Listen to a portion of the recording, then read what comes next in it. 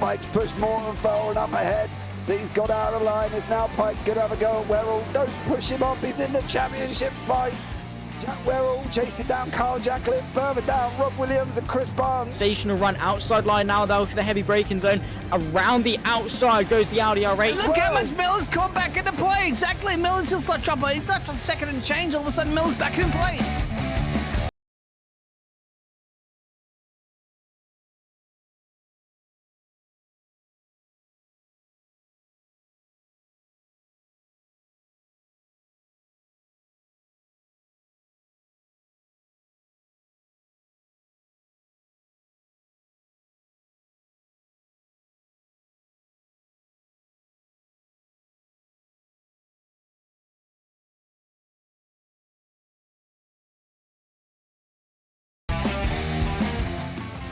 Moving on to the back end of Phil Jocelyn. So there's been a lot of movers and shakers in this first 2 laps here for race. Absolutely serious racing league. Everybody's allowed to have fun. Yeah. It's all about the entertainment, so I hope everybody is enjoying themselves out there in the chat. We know that Ron is been enjoying himself watching the Burger King machines off into the grass a little bit there as they're really bunching up now.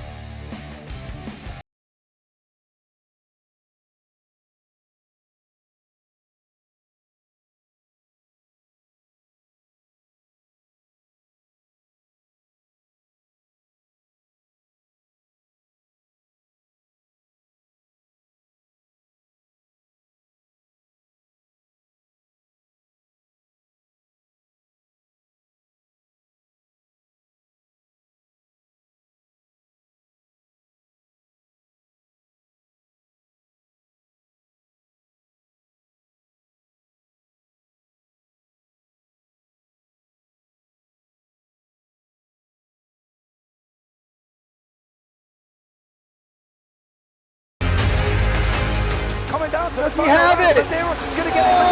Medeiros haven't got it! He's on the outside line though, going into the fastest corner on the circuit. Surely this can't work. Dominic Ligner has got a sensational run outside line now though for the heavy braking zone. Around the outside goes the Audi R8. Look how much Miller's come back into play. Exactly. Miller's still such trouble. He's left on second and change. All of a sudden, Miller's back in play. Can Barry do it? Big Barry's going to do it. Big Barry!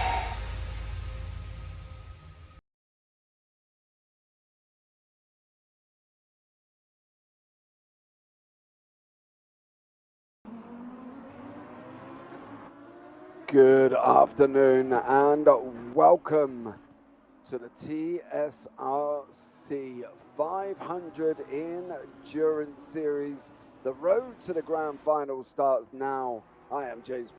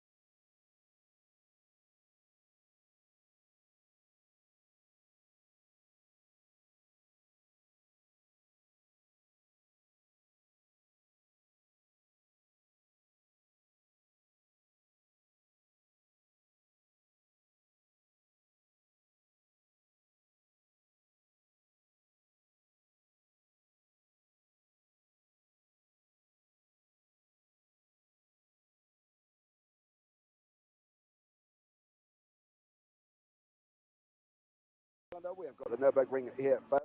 Then we've got Imola on the 8th of July, Valencia on the 22nd of July, Spa-Francorchamps after that on round 4, and then Silverstone for round 5. So we're up and running, and hopefully we should be good to be going here very, very shortly. 3-hour endurance. What more can we ask for? Well, just to throw it into the mix as well, they've got mandatory pit stops free. We've got refueling as well is allowed, and they've got basically a max drive time of 100 minutes here before they have to swap drivers. They are in teams of 2.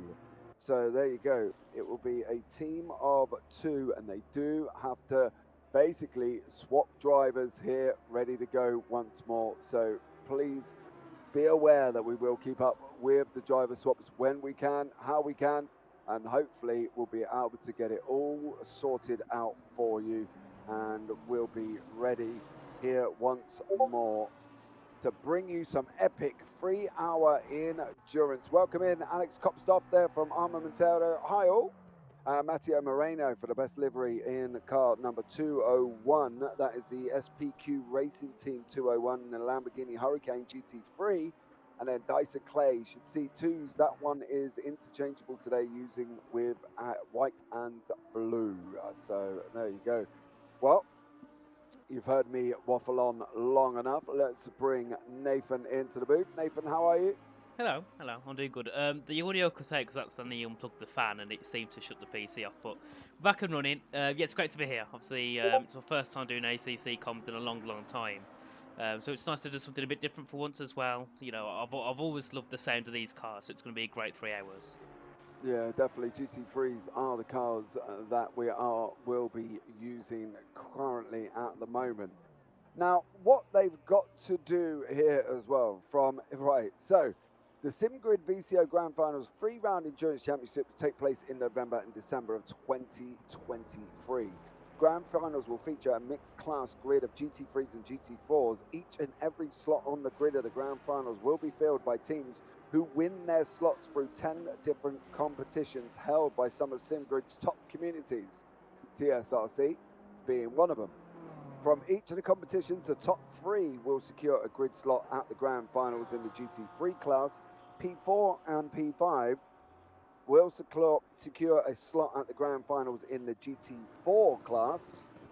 And P6, P7 and P8 will enter a Grand Final GT4 playoff that will take place in October 2023. The top 3 in the GT4 playoff will then be awarded the final GT4 slots in the Grand Finals. At the Grand Finals, the drivers who participate will not only be representation of their team they're racing for, but the team itself will be representative of the community they won the slot from. That means the Grand Finals will not only have the team standings in each class, but also the community standings as well. It's important to note that teams are free to enter as many of the 10 different Grand Final qualifying competitions as they like. They can enter all 10 if they want to. However, qualified team is only allowed to receive a maximum of 2 slots to the Grand Final, 1 per class. So, going forward now, it's very important for these drivers to basically secure a place to the Grand Finals. Really, if you can do it the first time out, Nathan, then obviously it's a job done, isn't it? Yeah, I suppose we should not need to worry. So I think many of the teams might just only focus on 1 or 2. I think some of the larger teams, which have a bigger base, might enter a multiple, but I feel like some of the smaller teams will just do 1 or 2 so they can focus all their time and effort into that one community and, yeah, hopefully get their silver spot in the Grand Finals. Yeah, I think that's going to be the important thing here as well for them, is to get that slot into the Grand Finals. Carlos Marin, go Mikel Rodriguez, says Marin currently at the moment. So we have got Benjamin Lang currently sitting out in front with currently behind him as well. As you can see currently on your screen, we've got Igor Murdasov is in second, and then Nikolai Polakov is in third, with currently in fourth Mikhail Ermakov. So there we go. They are your 1, 2, 3, 4 currently at the moment. And we'll have to see how it all works out here. And, well, it should be exciting, Nate, as well. 3-hour endurance. You know, it should be a good one. It should. I'm really excited for this. It's one of my favourite tracks, and I think with the Nürburgring, you know, it's one of the tracks that you really do associate with the endurance race. You know, it's always a track that features. So obviously we're not at the long 12-mile circuit, which is at the GP circuit, but still I think it's a great track with lots of different types of corners which will challenge the drivers differently. You know, you've got to then figure out how you're going to set up your car. Do you want the car to perform better under the exit of corners, like the slow speed hairpins, or do you want the car to perform better in the high speed corners, like here the Schumacher S is where Poliakov is now? So yeah, lots of things are going to come into factor, and also the cars. You know, compared to other racing games, these cars, they all work vastly different. So obviously we've only got one McLaren here at the moment, which is sitting in P3, with many of the cars being the Ferraris and the Lamborghinis. So, you know, obviously they seem to be probably the strongest cars around the track. Yeah, I think that's what we're going to be looking out for. But then again, we have got a Porsche sitting currently on pole with a Lambo, a McLaren, and then two Lambos behind it. And then we've got the Ferrari, the Lamborghini 7 and 8, and Ferrari and Lamborghini, and then a Ferrari field are basically at the back end of 11th, 12th and 13th. BMW there of Borrday is down in 18th currently at the moment.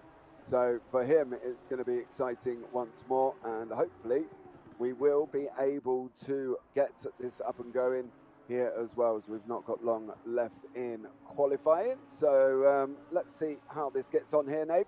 But it's going to be an exciting one. It will, and at the moment I'm watching Victory. He's currently up by 1.4 seconds on my screen. He's currently only 10th off the pole. So if this is right, he's going to take the position by 1.4 seconds. So I don't know if it is correct, but if it is, this is going to be a blistering lap to put on the board. Yeah, it definitely will be here. Some very fast lap times: 1:53.525, 1:53.550, 1:53.567 here from some of these guys as well. So yeah, it's one to look forward to, and one that hopefully should bring some nice action with the 21 cars we have got on track currently at the moment. And yeah, it's exciting to be here as well, the way that they've done this series in general, the amount of cars that they've got out here as well. You know, we've got 21 cars, we've got different manufacturers all the way through. They've all got 2 drivers per team, and well, it's going to be exciting to say the least, I think, and especially here at the Nürburgring. But then we also visit some other great tracks like Imola, Valencia, Spa and Silverstone. So you know, which one are you looking forward to the most there, mate? Probably Imola, because I just love the track. Ever since I got into motorsport, Imola's always been a track I love, and I think now we're going to focus back on the racing because everyone's coming around to begin and finish their final laps of the session. Yeah, well, hopefully here we'll be able to keep an eye on the screens for you, and we'll be able to bring you up who is going to be able to and who is improving the most. Rodriguez has just jumped up into the top 18 on a 1:54.685. So let's see how he gets on here as well. But it's going to be exciting, going to be interesting, and going to be some absolute epic action for 3 hours of this iconic circuit here as well. What more can you possibly ask for? Well, let's hope and see and pray that everybody gets through cleanly here, Mr. Richards, and we don't have any problems. No, we don't. And Ryabkov currently up by 5/10 in that middle sector, but I think there might be a bit of a glitch because he's lost lots of time surely in that final corner. He went really wide. But we'll see what he can do as he comes up towards the line. Will it be an improvement? No, it won't. So, yeah, there must be a glitch with him, but I think that is pretty much everyone's lap times complete. Right, well, we'll be able to hopefully bring you up the grid very, very shortly as well. Just bear with us for 2 seconds here while we get everything sorted out, ready to go, and up and running once more here this evening before we bring you up the start of this race here. What are you expecting here, Nathan, as well? What are you most looking for? I think expecting lots of chaos, especially in that first corner and that first initial lap. But I think hopefully, you know, we've got a 3-hour race. Some of the drivers surely should just try and sit back a little bit, not, you know, try and force too much at the start of the race. So just, yeah, I think we'll see the teams that are more consistent, you know, play through. We could have, obviously, you know, we've got Lange there on pole, but if he messes up 2 or 3 laps and loses a few seconds, that could be his race done. He could drop down, you know, to P12, P11. But if you have drivers sitting down at the bottom of the grid, they could easily work their way through just by being consistent and not making mistakes. I think that's what they've got to do here as well, is basically just not make mistakes, not make any unfortunate errors here. So let's see what we can bring up here as well. But Nathan, if you read us through the grid at the moment, that would be absolutely amazing if it is up and ready to go. Yeah, I'm just trying to get the screen up for you 1 second. And then we can have a look at the grid. So we've got about 1.5 minutes till we go. But at the moment it is Landry on pole. Unfortunately, I can't see any of the first names because I can't get the time up. So we'll have to just try, I believe, and bear with that. Yeah, so we've got Landry on pole, Nazarov in second, followed by Polyakov in third, Stasak in fourth, Ermakov in fifth, Zelch in sixth, Malho in seventh, Gio Kameli in eighth, Williamart in ninth, and Berzakovsky in 10th. And we have Enrubia in 11th, Cher in 12th, Lannon in 13th, Gaza in 14th, Kula 15th, Schubeck 16th, Cosford in 17th, Rodriguez in 18th, Borodai in 19th, and finally Sherrard rounds out the grid. There we go with the 21 cars ready to go. We'll just wait for these guys to be getting up underway once more here as well. So settle back, get your popcorn in, get your drinks, and enjoy the next 3 hours of action here, brought to you live on the JPB YouTube channel with myself, James Parfitt, and Nathan Richards in the booth. And well, don't forget, guys, smash the like button, turn on the bells, and give the channel a big old subscribe as well if you haven't already, because we've got some epic racing coming up over the next week, over this weekend, basically. There is more than I can say already on a Sunday night. And, well, we have got on this Sunday, we've got the IGP here as well, the F3s. The Radical Sim Racing kicks off again for their SL10 season from Spa. And then we've got the Tanzo season starting as well within iRacing. So we will basically have 3 broadcasts, 4 if you count the one tomorrow at 1:45 in the morning. So pay, you know, close attention to your notifications. Pick a race if there's any that you want to watch. That would be absolutely incredible, and get nicely nestled in because we are up and underway as these guys are coming through the Mercedes arena now. And before we are going to be live on this pace lap once more here with these drivers currently on this track. GT3s, what's your favourite one, Mr. Richards? What for the cars? Yeah. Yeah, my favourite GT car to drive is probably the Ferrari, because for me it feels very planted. I don't like the Lamborghini because it's got such a snappy rear. So yeah, have you driven any of these cars before yourself? GT3s? I'm more of a Mercedes fan. Not going to lie, but, you know, that's just because it suits the way I drive. Yeah. If I wanted to go and be conservative, then yeah, a Ferrari would be the one that I'd pick. Yeah. Just because it's a Ferrari and it's, you know, as they say, built in a way that obviously allows it to be easily maintainable. Obviously, primarily being within iRacing itself, it's quite an easy car to get hold of, and I'm probably guessing in ACC it's probably no different, to be fair, once more as well. But we are just getting these cars coming around the Dunlop Care, and they will be going up through the Schumacher S's for this pace lap before we get up and underway, ready to go here. So it's now time. If you need the toilet, go now. If you need a drink, go now. And if you need that popcorn, go and get it, because you're not going to have long before these drivers run down into turn 1 for this opening lap of this race. And well, it's going to be exciting. It's going to be interesting. Who are you picking? Who do you think, just out of now, who would you say would be your winner? I'm going to go with the Porsche. Not the Porsche, the Lamborghini Murdersoft, because he was on a great lap in qualifying and he just messed up on the final corner. And also I noticed his teammate in practice as well was doing really well. So I think, yeah, I'm going to go with the Lamborghini there. I believe that is Armamentario, if I said that correctly. Yes, you did, young sir. Well done to you. Dmitry Nazarov, who is taking over the car. He's currently in second place here as well. And he is, as I say, part of the Ego Motorsoft team. Armamentario 6, 7, 8. But here we go. They are going to be lined up, ready to go as well. Not long left before we're going to be up and running. Not long left before this start line's coming on. They're going through the NGK now for the final run on their practice laps before they go into the Coca-Cola curve. And we have got the Porsche of Lang out in front currently at the moment. Nazarov sitting right beside him. He's going to try and stay with him as close as he possibly can here. Let's see, as they're edging down to the line. They're edging down to the line. They're going to be up and running, and we are underway. It's green, green, green for the road to the finals, live from the Nürburgring. Lang is managing to hold that inside line, and we'll have that inside run down into turn one. Nazarov is going to be pushed out a little bit, is likely to become probably looking at losing a place to Polakov. If Polakov can try and come back on this way through the Mercedes arena now, it's all gone. Oh, nearly, Polakov nearly made it through there as well, but Stazak is now tucked in. They're too wide further back as well. There's been a big incident at the back. There has been an incident at the back there, unfortunately. A few drivers got caught up in that one, and there he is in 18th place at the moment as well. Car number 123, I believe.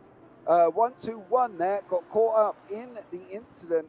That is currently Berzakovsky, and unfortunately for him, he is now dropping down the order as a wait for the timing tower to basically get himself sorted out here as well.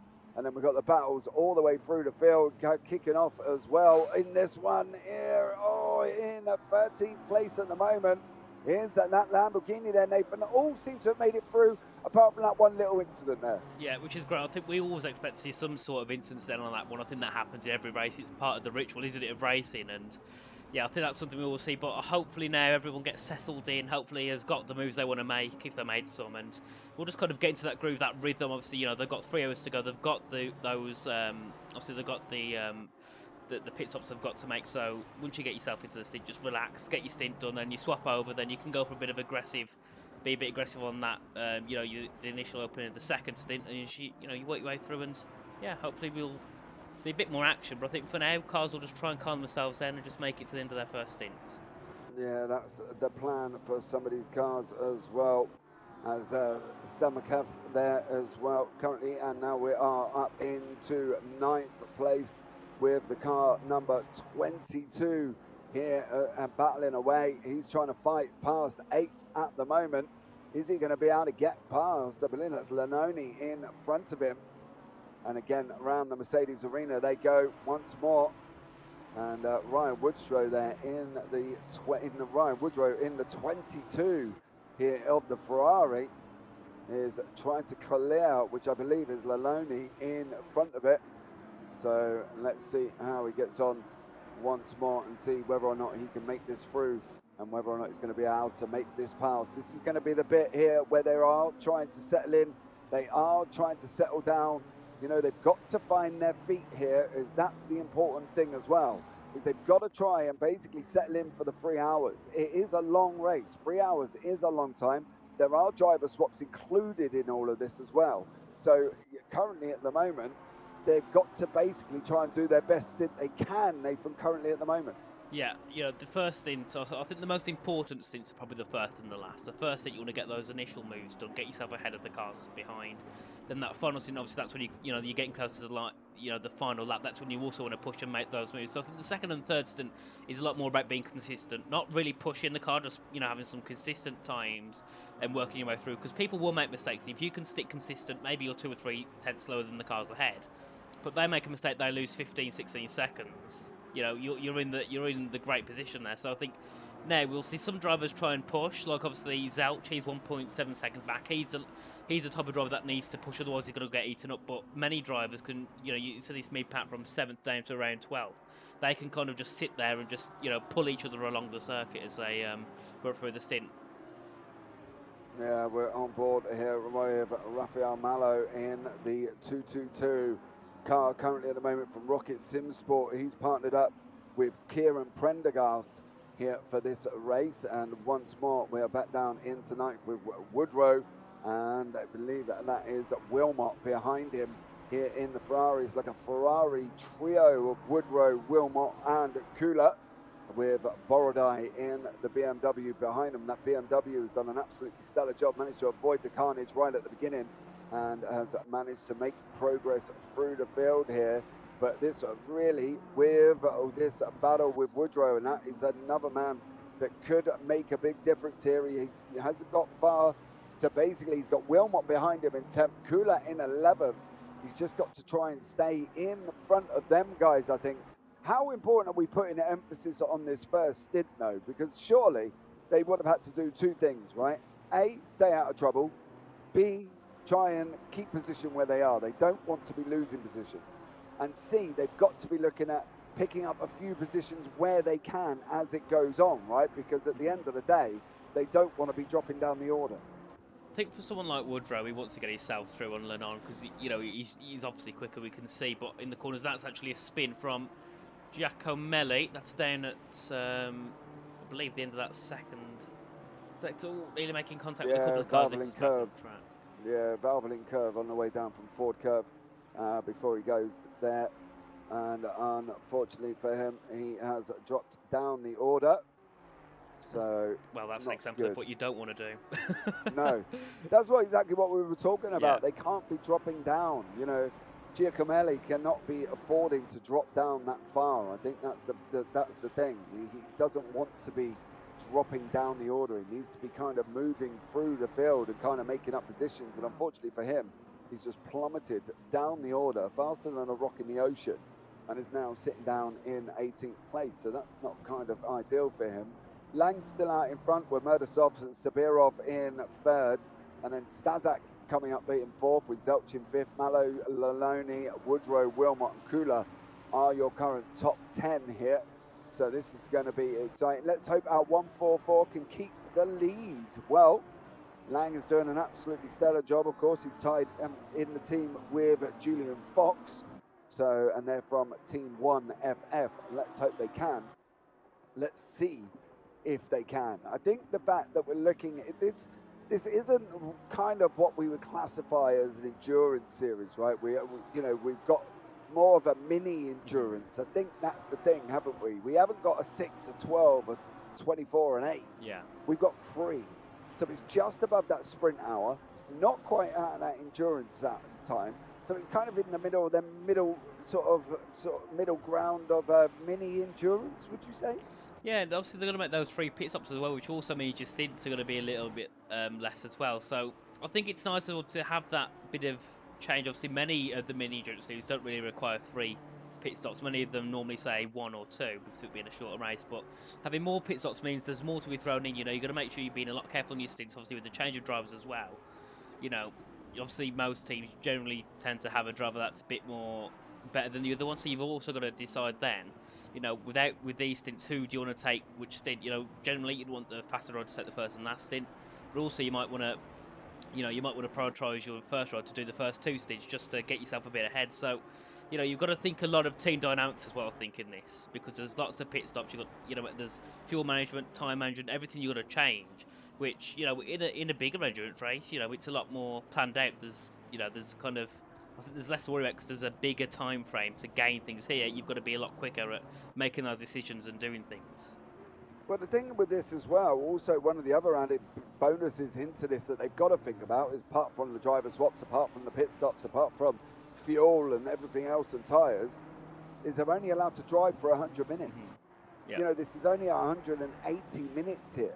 So does your lead driver, which I'm expecting generally to be the fastest one there as well, we've got a stop-go penalty, I believe, for number 15 there as well. Looks like, is it Berzakovsky has got a stop-go penalty. So that's an interesting one for him to basically have to kind of contend with. But it has just come back as well. So hopefully we'll see with Berzakovsky. But they've also got that 100-minute drive time limit. So do they split it up? Are they able? They're not going to be able to get the car 90 minutes. So how are they going to work that? Because 90, and obviously 90 is the driver time till the end. So how are they going to be able to deal with that as well? Because that 100 minutes kind of falls in the traditional pit window that we see of Joy GT3s around about 50 to an hour. So how are they going to plan that one at the same time? I think it's a difficult one. I don't really know myself. I don't really do much GT driving, but yeah, it's a difficult one for the drivers to kind of figure out. I suppose. I think we got some more professional teams. I'm thinking here compared to some more more amateur teams. So obviously we'll see the difference there with planning that out. We'll see probably the better teams probably having a better idea of what the plan is than others, but. Just looking at the track at the moment, Willemot is sitting in P9 right behind Woodrow and Lennon, and Lennon's is 2.7 seconds back off of P6. So realistically, Woodrow, Willemot and Kula need to get themselves through because they're losing so much time. We've been here for about 11 minutes and they've already lost 3 seconds. That will add up very quickly. And by the end of this first hour, they're going to be sitting 12, 13 seconds behind if it sticks how it is. So, I think for those, they need to push now. They need to get themselves through because they've got the pace to, but they just can't seem to get away past, can they? No, Lennon is currently on his last lap time 1:55.06 compared to Woodrow on a 1:54.9. So Woodrow is obviously quicker by a tenth or so, but he just can't seem to be making the overtake, which is one of the frustrating things as they go running down into the Dunlop curve now. Can they manage to get through? Good evening, Phil. Welcome into YouTube there as well. And from Woodrow's point of view, he's either got to be looking at trying to get past Lannone, or he's got to be looking at trying to, give Willemot a chance or something to have a go. But he's not going to want to lose that place. So maybe Woodrow's thinking long game. Maybe he's sitting there thinking, right, okay, well, I can't get past him on track. I'm going to try and get past him in the pit stops. Maybe Woodrow, Willemot are thinking exactly the same thing because, as I say, we're only 5 laps in. We've only been barely going for, well, near enough 10 minutes with the pace lap. So they've still got 2 hours 50 on the clock. They've got a long time to make this work, really. Yeah, definitely. But I think, it's a hard one to call. They've lost a second on that lap as well. So, yeah, I think it all depends on what they want to do. It depends what type of stints they want to run. Some of them might want to run a longer first stint than others. So just say Woodrow runs a shorter first stint, he can get himself out of that, out of that train and put himself a bit further behind. But if he wants to overcut it, he needs to get himself through. Otherwise, he's going to get stuck behind all until and on pits, which could also be a bit of a late pit stop. So, yeah, strategy comes into this key. I think, you can be as quick as you can. And you can be one of the quickest drivers. I think at the moment, Woodrow is probably, 4th, 5th quickest driver, but he's stuck in 8th just because he can't get through this guy in 7th. I think as well with the track, it's quite a thin track.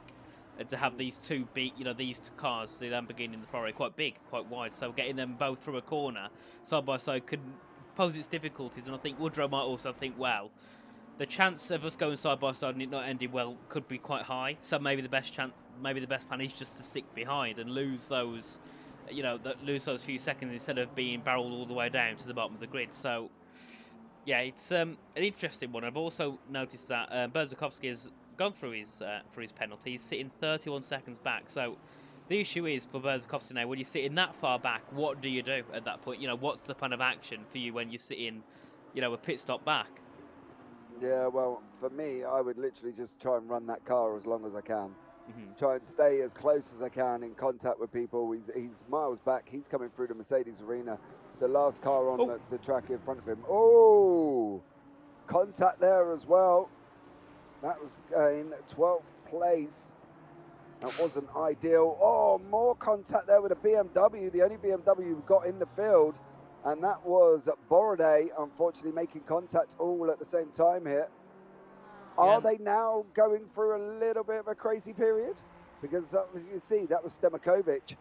And unfortunately for him and Borode, they've come together. And Stemakovic has dropped all the way down. Where is he at the moment? 15th as well. Yeah, just 19th. lost another place. He's gone down the order as quick as anything here.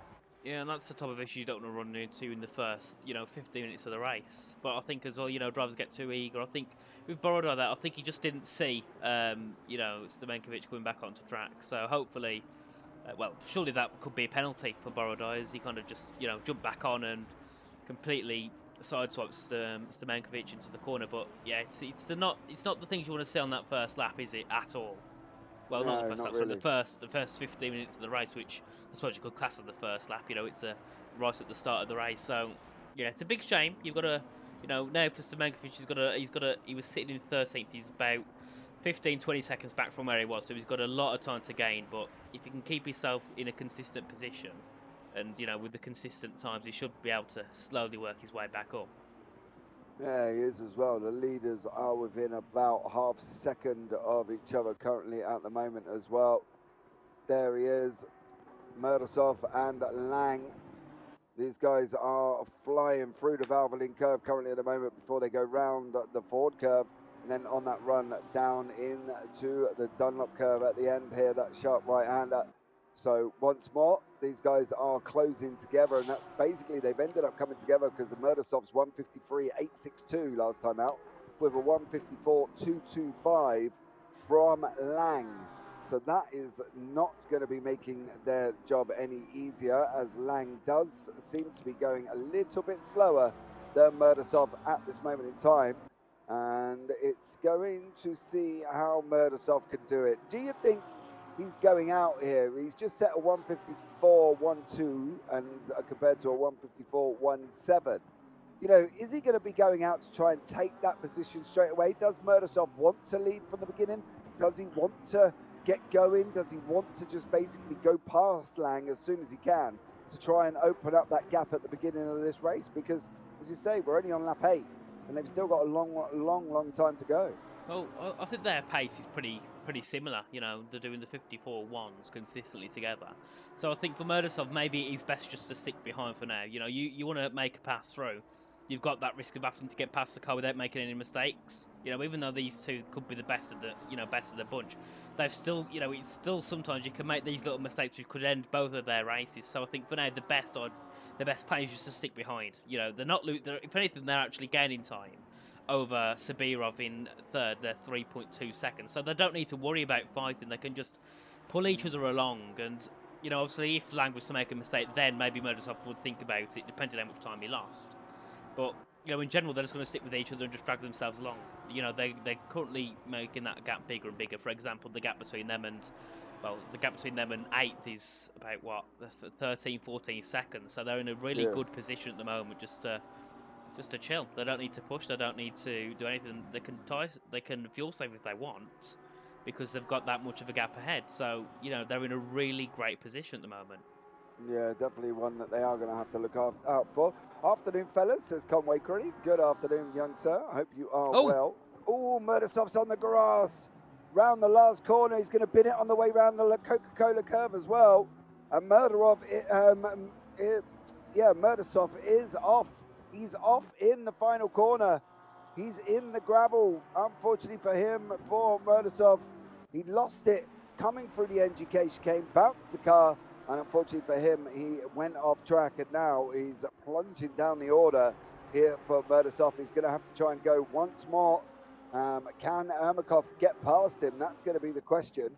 Or will Murdasov hold on? We're back in the action with Willamot and Kula, and also the car in front, which is Woodrow. Once more, Woodrow still didn't clear Lanoni. He's still basically behind him. Unfortunately for him as well. Daniel B, no! Unfortunately, yes, sir, he has. Murdasov has gone off at the last corner. He bounced the NGK, and unfortunately for him, over the chicane he went.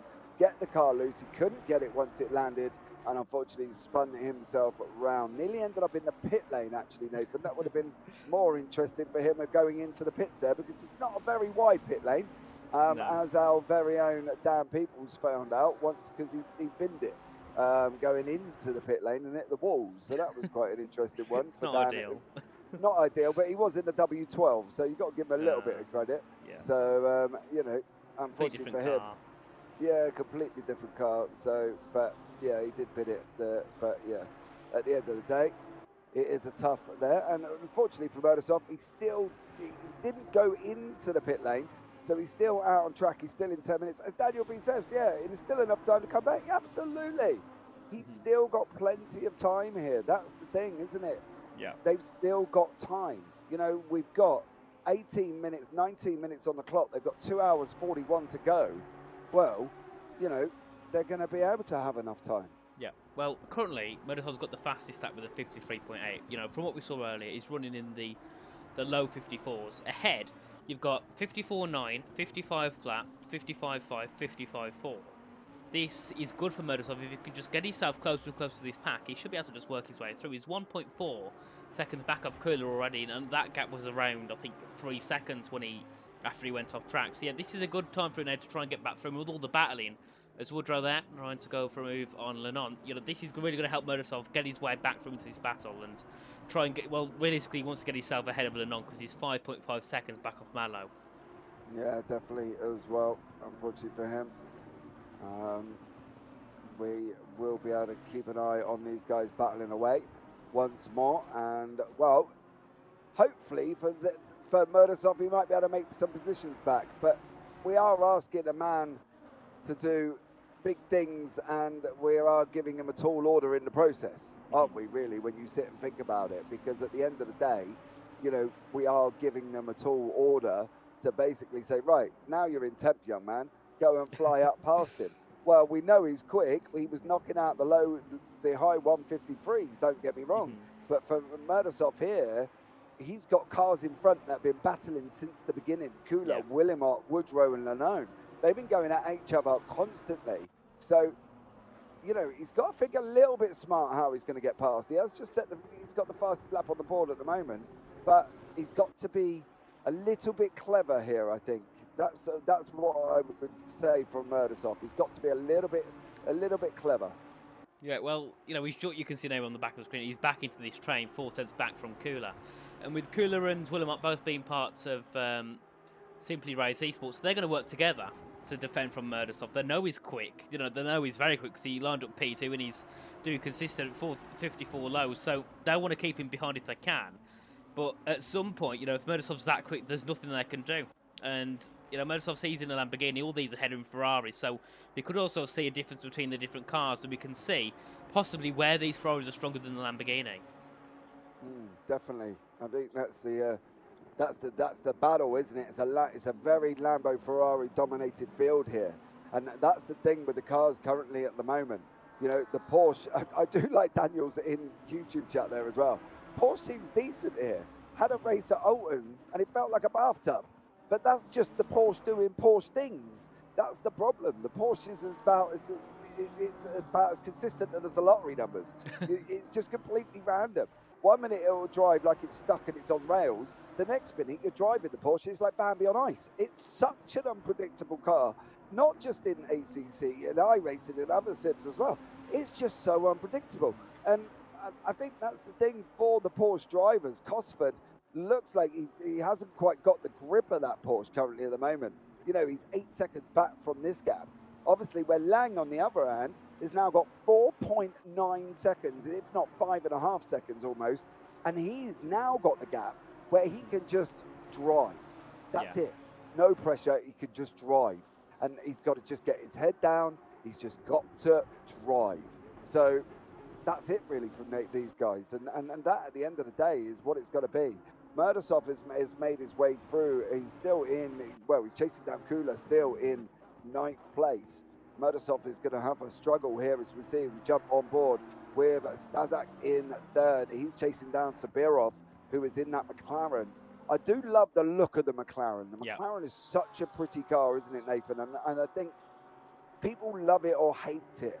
But the way it looks, you know, when they first brought it out many moons ago, where they stuck the driver in the middle of the windscreen and it was literally a one-seater, it was gorgeous as a car. And now, you know, we've got it in GT3s and everything. And it's still a pretty car, don't get me wrong. But I did love the, what was it? Was it the MPC 420 or something? I think it was. I think it was, the Summit, I think it's like the MP something dash C. MP4C. Yeah, something like that. Yeah, it was a great car, really great car. But I think with McLaren, you know, they've been in every motorsport possible. You know, they've broken records in every motorsport. Formula One, you know, they've had some of the most iconic cars. You know, remember the old 90s living that Senna and Prost was in. GT3 racing, they've had some other great performances as well. And I think McLaren, you know, they are one, along with Ferrari, I'd say, probably two of the biggest, iconic teams in motorsport. And I think it's great to see them taking part in other series, because GT3, I think, realistically doesn't get the love it deserves at all. Yeah, absolutely. Yeah, definitely as well. One of the interesting things about the MP4 as well, the MP412C, is that they didn't have a lot of of them made. You know, we're just looking at Armakov's got plus 10 seconds, and so has Borodai got 10 seconds currently at the moment. I think Borodai's is probably for that horrible rejoin, rejoining dangerously. Well, that was fairly obviously going to happen there as well. And then Minor is causing a collision for the car at fault there, which is the 96 as well. Unfortunately, that is Armakov. You know, and I think with the MP412C, that, you know, they only made basically nearly 3,500, and 40% of them were converted to Spiders. You know, if we're going to say it's a rare car, it's a very, very rare car. You know, you don't find many of them around now, and people haven't got them, or they've been sat there somewhere in a garage or something, and they've hid them under a blanket. And I think that's the thing, isn't it? When you see it, it's kind of hid under a blanket, and you never see the 12, the MP12 on the road. I think it's MP4-12C or something like that. But it's a car like when you see, it's like, you know, it's kind of a miracle to see it again, because it's a car you just never see. I think a lot of car manufacturers have that. You know, one or two cars that you just see once in a while, like the Murcielago for Lamborghini. You never see that car make an appearance at all, but it's such a beautiful car. Yeah, it definitely is. And also the Gallardo as well. If you remember the Gallardo and the Lambo, that was my dream Lamborghini if I had one. You know, it just looked sexy. And then when you put my favorite color on it, which was yellow, oh, it was just like, oh, it was almost better than eating a Big Mac at McDonald's. I'm not gonna lie. Murdersop is now up into 9th. He's managed to clear Ermakov here as well. We have got just waiting for some more stewards' decisions that are currently being out here. Basically, as we're live, there is obviously live stewarding with our very own Kieran Sharp, who's in the live stewarding with other people as well. So there will be penalties coming up here once more, as there's been a few more little things added. So we'll keep an eye on the report sheets. We see Murdersov trying to go around the outside. That's never going to work, and it didn't work. And he lost a place as well. He can't be taking the outside line. Doesn't happen. No. And actually, he's gaining a lot, isn't he? We'll have a look on his bonnet view. We haven't tried this before, and we'll see if we can get Sal through. This is going to be a risky move, isn't it, into the chicane, but he backs out. Yeah, that would have... Well, he should learn. He made a mistake here before. Right? I definitely don't think that would have ended well. He can't do it by himself. Never mind trying to try and overtaking a car on the outside, but he's backed off there, and I think he's going to have to go for it again. But that's the issue he has. You know, obviously we've seen he's probably the quickest along with Lang on the grid, and he's lost the position trying to battle, which is really not what he wants. Yeah, and that's the thing for Murdersov. He's got to make clean passes. He cannot be making, Armakov, steady.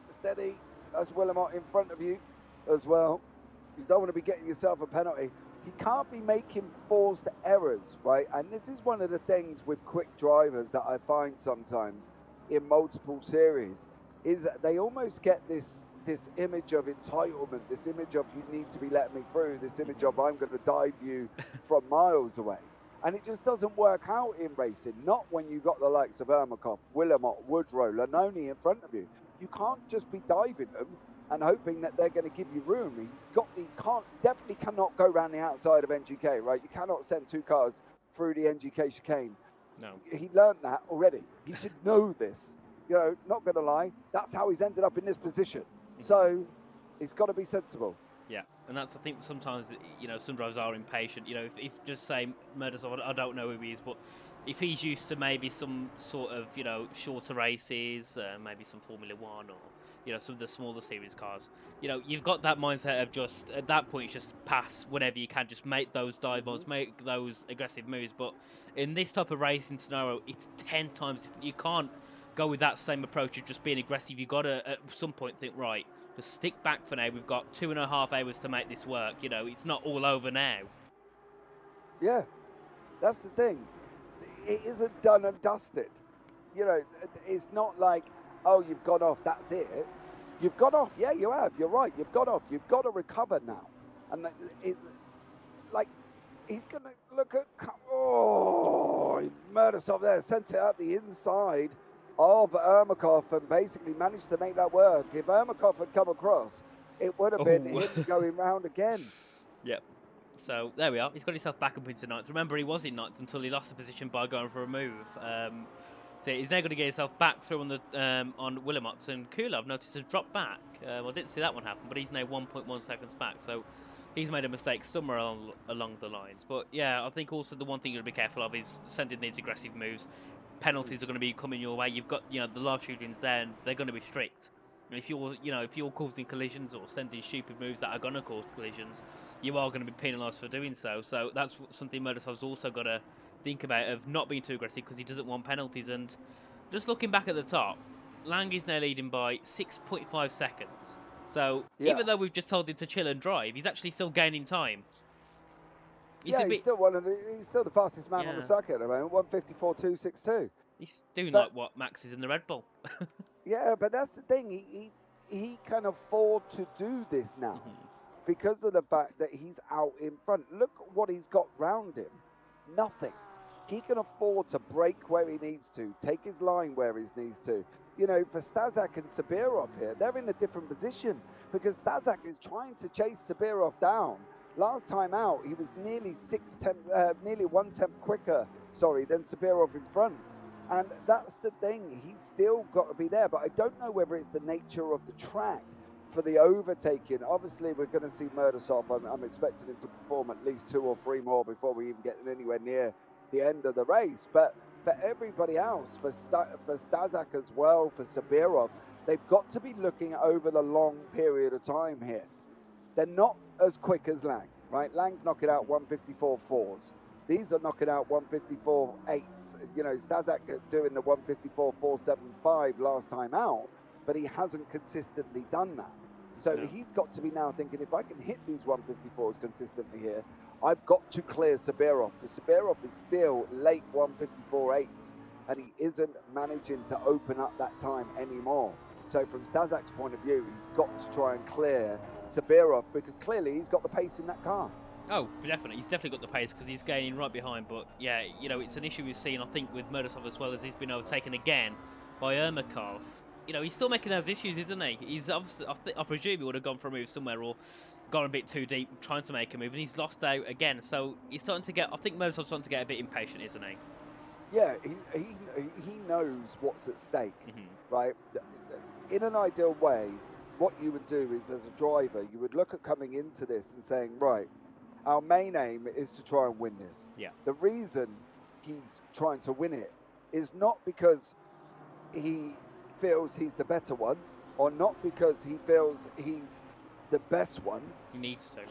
He needs to. Yeah, because you don't want to go in to the rest of the qualifiers thinking, I've got to win, because then that pressure mounts up, and then by the time we get to the final round at Silverstone, if Murtasov is still not taking a win or finished it or anything like that in the top 3, imagine the pressure he's under at Silverstone. Lots of pressure, which you don't want to be under, especially when it's a long 3-hour race. And Silverstone, I think, is a pretty difficult track, isn't it, in the GT3? So yeah, he's got a lot to think about. And I think, you know, these decisions he makes in his first round can change his whole season. You know, if he ends up making more mistakes and loses, and you know, ends up at the bottom of the field, you've got a lot more to do in these next few rounds. The next 5 rounds. Yeah, exactly. The thing is, at the moment, where he's sitting in 10th, he's also outside the 6, 7, and 8 that will enter the Grand Finals GT4 playoffs. So he's not even in them. You know, and that's the thing. He's not even in that. So he's got to try and, if he's going to get past Ermakov, he's got to do it so cleanly that it's almost eat your dinner off clean. It can't be dangerous. It can't be jeopardising. He can't spin Ermakov, because as we've seen with live stewarding going on here as well, they're climbing all over everything at the moment. So you can't be doing that. He's got to be careful, and Murtasov himself has got to try and get his head back under control. If I was him, I would. If I was his teammate, shall we say, if I was sat with him, I'd be there going, dude, I'm not gonna lie, just, you know, chill a bit here. You know, Dmitry Nazarov has got to be in his ear saying, look, mate, you're quick, we know that, but let's do it on the track. Let's not mess it up because we got a penalty or put ourselves into the gravel like he has done already. Yeah, that's the one thing you can't afford to do. And, you know, he's currently under more pressure from, well, it's not really under much pressure, but he's trying to put pressure on Ermakov, but Ermakov's also putting pressure on Willemot, who's also putting pressure on Woodrow. So, you know, it's a bit of a train here, and actually Ermakov's going for a move, which Murdasov's got to try and make something work. Or a bit of contact between those as they come through now. Yeah, Murdasov here trying to he's got the inside line over Willamot. He does manage to hold on. Is Murdasov going to follow through? Ermakov and Murdasov are going to go through together. Can Willamot just open up that little bit of steering in NGK? It doesn't. And that Murdasov has got nowhere to go. But from Ermakov's point of view, he did make it through on Willamot there. And Willamot is now sitting down in 9th place. Ermakov is in 8th with Murdasov behind him. One of the interesting things, he's down in 13th at the moment with Baudet. He's battling away nicely currently at the moment here with Cosford in the Porsche. Baudet in the BMW, the only one, and Cosford, the one of the 2 Porsches we've got here. Haven't really seen much of these guys, obviously from their own perspective, their own race pace currently at the moment. They're both in the 156s, so they're 2 seconds off the pace of the front guys. But again, they've got to keep going because, as we've seen, anything can happen. Can't they? Anything can happen in this series, and with 2 hours 24 on the clock, they've still got a great opportunity to at least gain some position. Yep, and Cosford's under lots of pressure from Borodino as they come through, and I think the Porsche, I think it's, well, from Cosford, you would say that the car's not the best, but if you look at the front, the one Porsche is in by 8.4 seconds, so you can't just blame the car in this situation. And I think at the moment, you know, this BMW Borodino is looking a bit stronger, but I believe Borodino he's probably got a bit of damage, hasn't he, from that incident with Stamenkovic, who's currently sitting in 16th. So he's started to recover, and he's 1.8 seconds back from Rodriguez. But surely he needs to get himself, you know, back through. And Rodriguez is 9.5 seconds off 14th. So there's a lot of work for Stamenkovic to do, and I think that's Murdasov. And Willamot gone off. Oh, more and more. Was it involving the purple car? Yes, they was both off track. Yeah, Murdasov and Willamot. Well, let's wait and see what the stewards are going to make of that one. Unfortunately for them, it looks like it will be going to the stewards. Woodrow now still battling it down in 7th. Kula's gone through as well, so they must have been off the track for a while because Kula was 3.5 seconds back beforehand. And Murdasov there, unfortunately, involved in contact. Cosford has just lost the position to Bordeaux, and then behind that as well, is that Giacomelli there? Unfortunately not. Murdasov is now trying to go up the inside here. He does make it through. No, overshoots it again. There's going to be contact here once more. They're going to be leaning on each other here as well in the number 2 car. That's Kula. And Murdasov does get the job done this time over Kula, so he does manage to climb up. But when you're looking at it at the moment, everybody outside of 8th place are all in danger. They're all going to have to go again. They're all going to have to try again, and as you can see, Giacomelli is off track as well, and that's on the Mercedes, around the Mercedes arena, unfortunately for him. So there we go. Vamos, Mike! Says Omar Moore and Jose Clemente there as well. Go, Mike! So, yeah, I'm going to presume that is Mr. Rodriguez. Yes, I would agree as well. Yeah, partly because of the Vamos. Not going to lie. I don't think there's any other Mike or Michaels in the race either. Well, it could have been Mikhail Ermakov. So who knows? But I'm going to put it down to Mr. Rodriguez, so, you know, being countryman and all that. Yeah. There as well, and Stamenkovic from Brabham Esports, of course, one of the, you know, the teams that we are aware of within this series, and are now unfortunately sitting down where they are currently at the moment. Schubeck, yeah, down in 18th here at the moment as well. He looks like he's having a nice little tidy battle. And he's currently chasing down, well, he is chasing down Stamenkovic, I believe, in front of him. And Rubia, who we haven't seen at all, I don't think, this race. I think this might be one of our first times actually moving over to look at him. So we'll stay with him for a little bit of time. Salva and Rubia hasn't really done much at all, has he, this race? He hasn't lost much, he hasn't gained much, he's just being consistent, staying where he is and just trying to work his way back up. He's 6.7 seconds back off Stamenkovic, who's fighting with Rodriguez, and surely, you know, with their battle, they're going to lose time because Rodriguez is also sitting right behind Giacomelli. And what is the worst thing that can happen to Murdasov? What? Plus 15 seconds. So him and Willamot, that must have been his fault then, if it was for that incident indeed. Yeah, causing a major collision for Murdasov. 15. Unfortunately, Plister 15 seconds from Willamette as well. So unfortunately, Well, that drops Murdasov back to what? but For you had 15 13th? seconds. 9, 10, 11. Yeah, it could be even behind Cosford.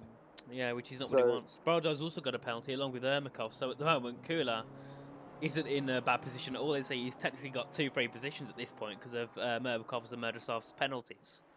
Yeah, but I wonder if Cosford's aware that obviously Boroda is on a +10. Surely he should be aware. I'm assuming he'd have some sort of engineer or Wow. his teammate in his ear.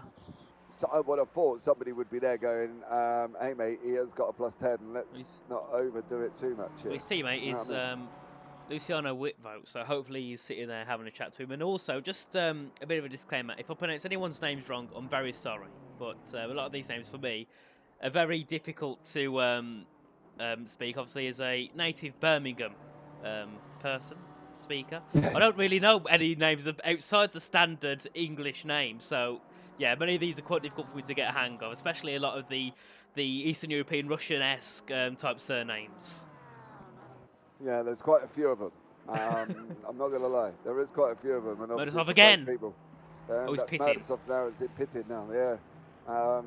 To be honest, I don't think that's such a bad idea. thing. I would look at getting Murdasov out of the car. I'm not going to lie. Well, that's being clear. Yeah, I would get Murdasov out of the car here, as we can see. Stamenkovic in the 62. He is just cleared. I believe that's Aruba he's just cleared. Mikel Rodriguez actually trying to have another go at him, there as well. Rodriguez trying to go around the outside as they're coming down into turn 1. I wouldn't give that necessarily an ideal scenario. He's going to try and cut back on him though. Rodriguez is trying to look at getting the cutback currently over Stamenkovic. Stamenkovic does manage to hold on as these guys are nose to tail now through the Mercedes arena. They're going to go around the left-hander, taking as much curb on the right as they're allowed. Keeping it on late apex. Off we go once more. Coming out of this now on this run down into Valvoline curve. And we've got Stamenkovic looking back at Rodriguez. That is what he sees. What is Rodriguez going to be able to go? They sweep through Valvoline curve. Coming down to the right-hander of Ford here as well. And this is going to be the run now. Can Rodriguez get this run out of here and get it down into Dunlop curve? I think he's just too far back. Currently at the moment, unless he's going to literally dive deeper than Tom Daly, I don't think he's going to get through, and he isn't. However, Woodrow may do here as well. He's having a nice little tidy battle. Once more, of course, Woodrow in 7th, and that's Lanoni in front of him. Lanoni seems to be the cork in the bottle here, Nathan. I think that's the thing from Lanoni. Yeah, definitely. He's doing 155s now. He's got Woodrow behind him doing 155s as well. Yeah. There's somebody in the pits. Ermakov. got into the pits here as well. So, you know, there's a lot involved with these guys, and I think from Woodrow's point of view, I'm surprised he has not cleared Lanoni yet. He's just not got past Lanoni. No. It's such a surprise. Yeah, he needs to get through because we know he's quicker. You know, nearly every lap he's been on, he's actually been quicker than Owen, but yeah, he just can't get his way through, and that's an issue. You know, he's been stuck behind him since lap 1, and we're 40 minutes in, and if he can't get past now, surely it's got to be down to strategy. They've got to think of some sort of strategic move to get himself through, because, you know, if you can't overtake him when you're nearly a third in the race on track, you've got to try something different and to surely get away through. Otherwise, you're going to be stuck right behind the whole way through.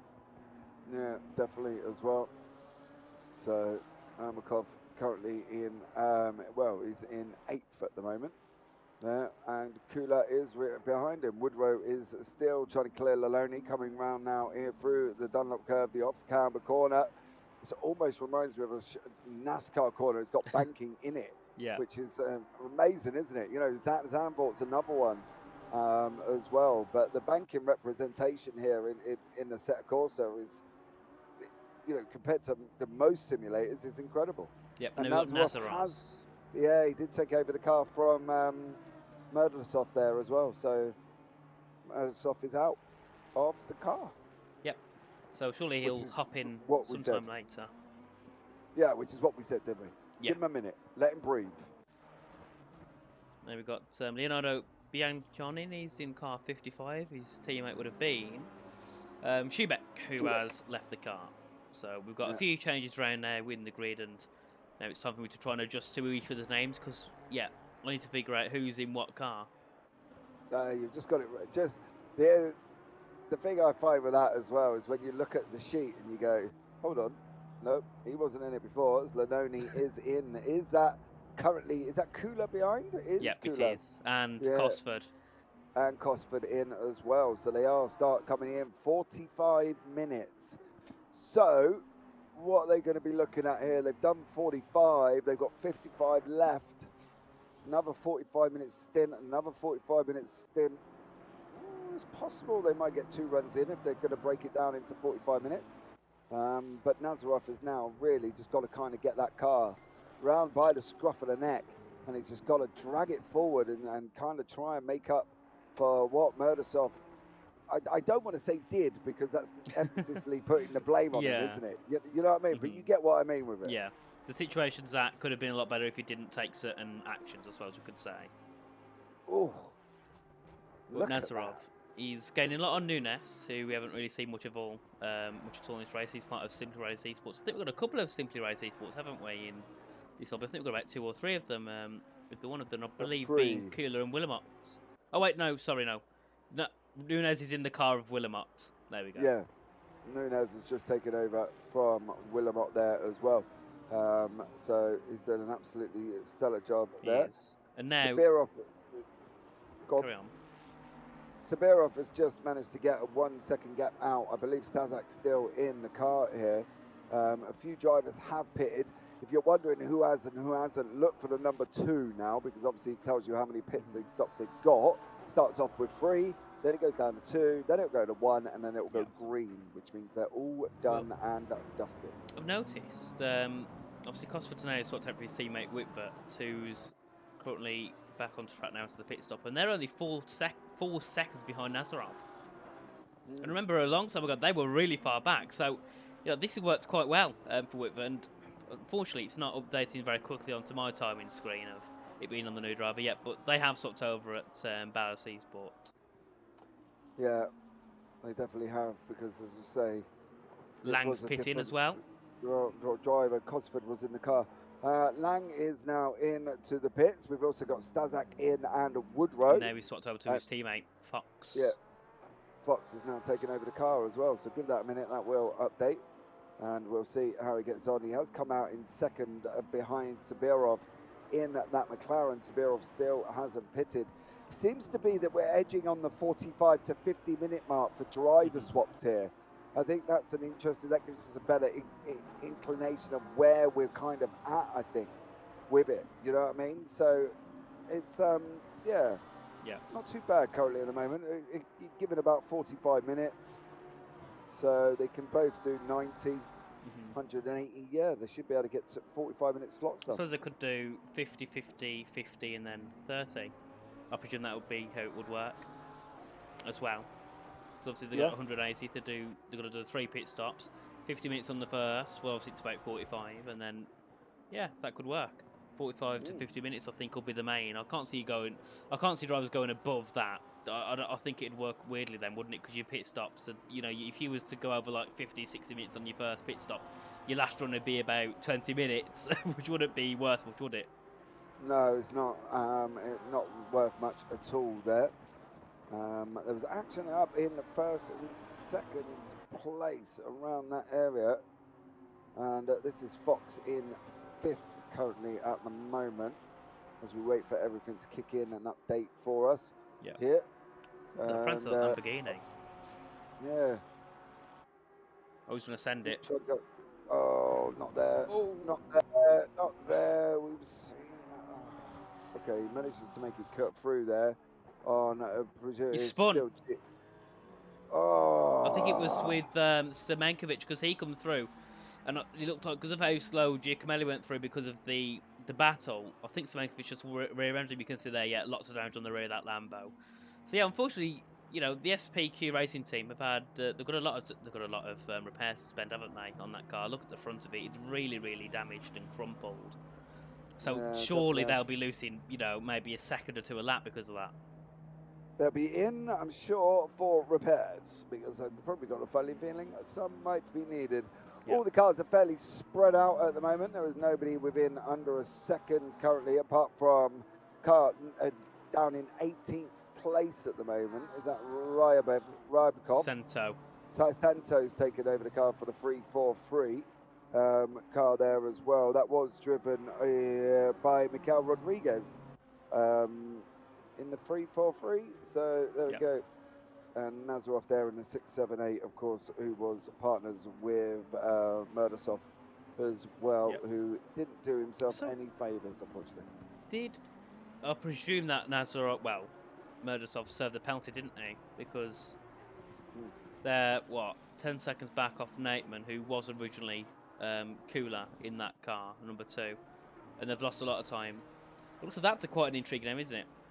Evgeny Nateman. I like that name. It's a really nice name. I probably don't pronounce it right, but I like it. It sounds nice. It's nice to see a lot of different names from different places. Joe Scher sounds like a pretty, standard British American name, but there's, some of the names in there. It's really nice to see them. And Zelch was the race leader. He's now in the pits, and he'll drop back down to probably around 5th or 6th position.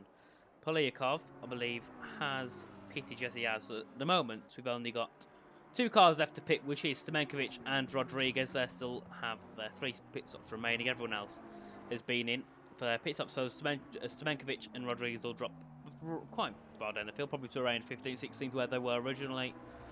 And now Polyakov obviously gone for a double stint in his vehicle, along with a few drivers, but some of them obviously, most of them actually going for that driver swap on that first initial pit stop.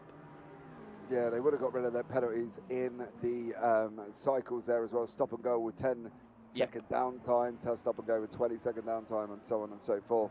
So they would have been clearing their penalties as much as they possibly can here as well. It looks like Cher is in the car for Rocket Sim Sport for the number 22 as well. Don't forget, he was sharing the car with Ryan Woodrow.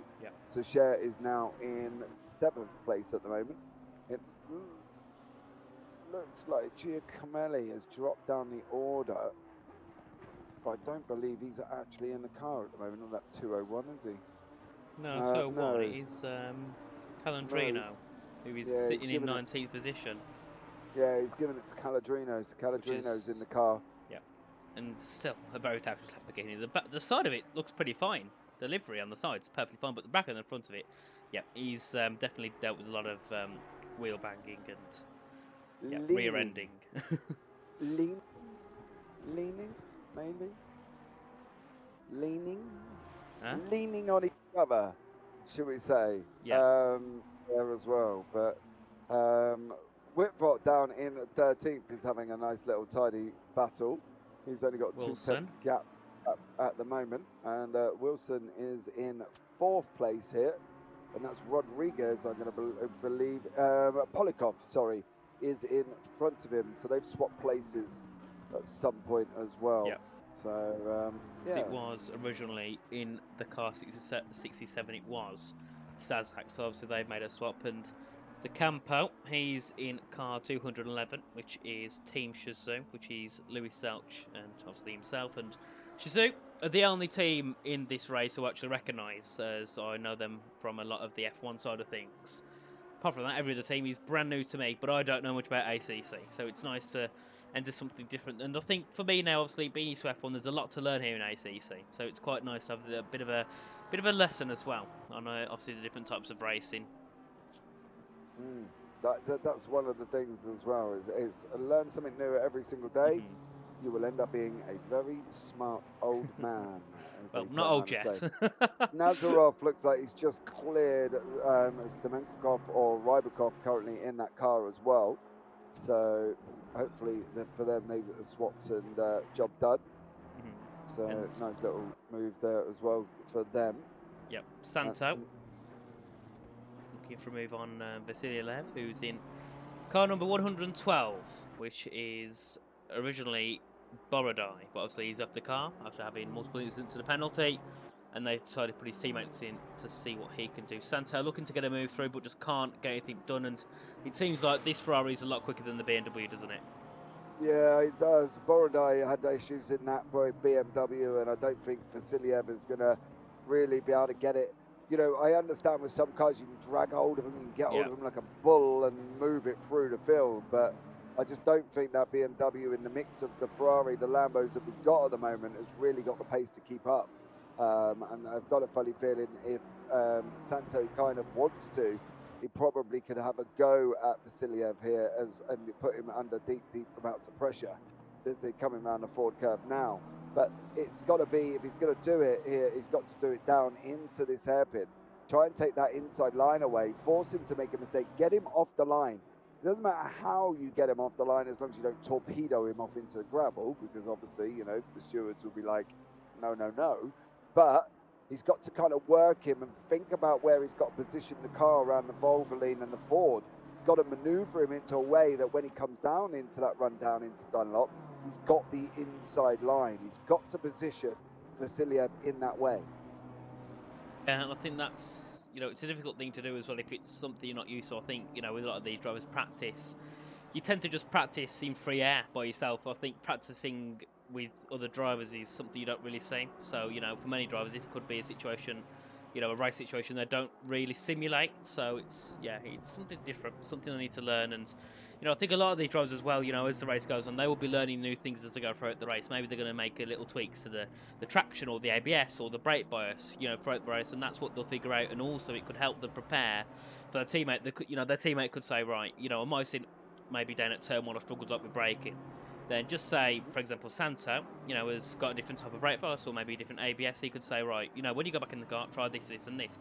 That could help. And I think as well, that's another thing the drivers can help each other do. They can learn to kind of engineer themselves and strategize themselves, you know, apart from the engineers. That could really, really help them, I think, to perform well. Yeah, definitely. I think whatever, basically, if somebody can give you information, that would generally help as well. And I think that's the thing. You've got to have that information there, that feedback. You know, if you listen to a NASCAR spotter, and I find them the most fascinating people to listen to as a spotter and as an engineer, because they are talking consistently. Oh, what's happened? Someone dropped out the session?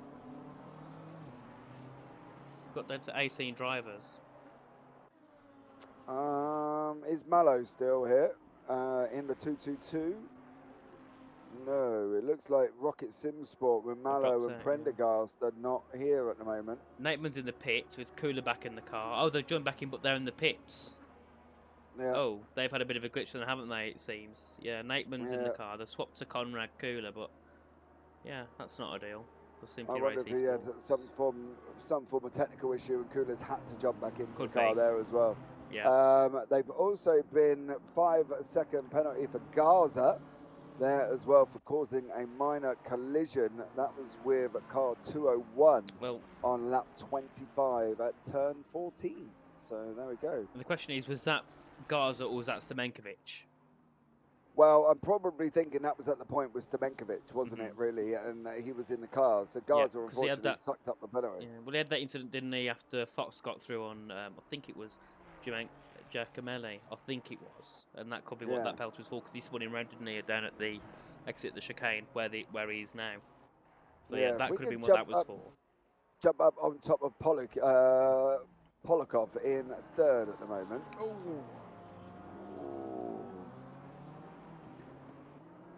It's car number 14. Yeah. 14th place. Vasiliev losing 2 positions there, didn't he, into turn 1 from Santo and Pamfirov, who's looking to get a move on the back of Santo, but just can't get anything done. And yeah, you know, I think with these drivers, they'll have 1 or 2 battles, and then it kind of dies down. You know, it seems like sometimes, yes, the track might not be the best for overtaking, but other, you know, in other terms, it might be the fact the drivers just don't want to overtake. I would personally go for it.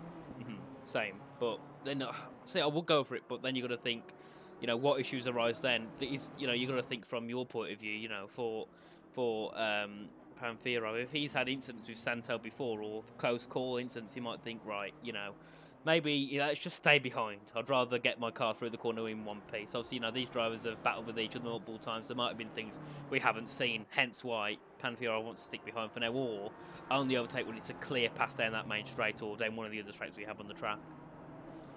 Yeah, definitely. As well, it looks like there's been a few swaps further up the field as these guys are currently nose to tail here. Pantherov is in 13th place. He is currently got Santo in front of him. And he's looking at trying to go up the inside. Don't do that. That's not worked at all for anyone. And it's not going to work for you, young man. I've got to be honest. Don't try that through that final chicane before they go round the Coca-Cola curve here. Of course, the final curve on the circuit. And once again, he's trying to have a go, which is great. But having a go is losing him so much time as well. You know, he's picking silly places to really try and make moves through. Now, what I would look at doing is starting to set him up round the Mercedes arena to get him on the hairpin at Dunlop, to be honest. Because if he starts trying to get at him too early, he's just going to lose time and the door's going to shut on him. Yeah, that's the one thing you can't do. So he needs to set it up perfectly, I think. In the, you know, around this track, you can't just make a move there and then you've got to set it. You've got to get it ready. And you know, now for Pantherov, he wants to get it into the chicane, try and send Santo into a bit of a defensive move, possibly going into the exit. You can see there Santo on the inside, perfect there. So now they have a run down into the next one down at turn 8. Hopefully it can work, and it hasn't, because you know he just can't get the great exit, and that's the issue. When you're stuck in these dirty air, sometimes you've got to compromise that exit. So it's going to be a hard job for Daniel, but you know he's got to get it done, hasn't he? You know, we know he's quicker, but and actually could get a job into the Schumacher S. Yeah, he's going to be sweeping through the left-hander here.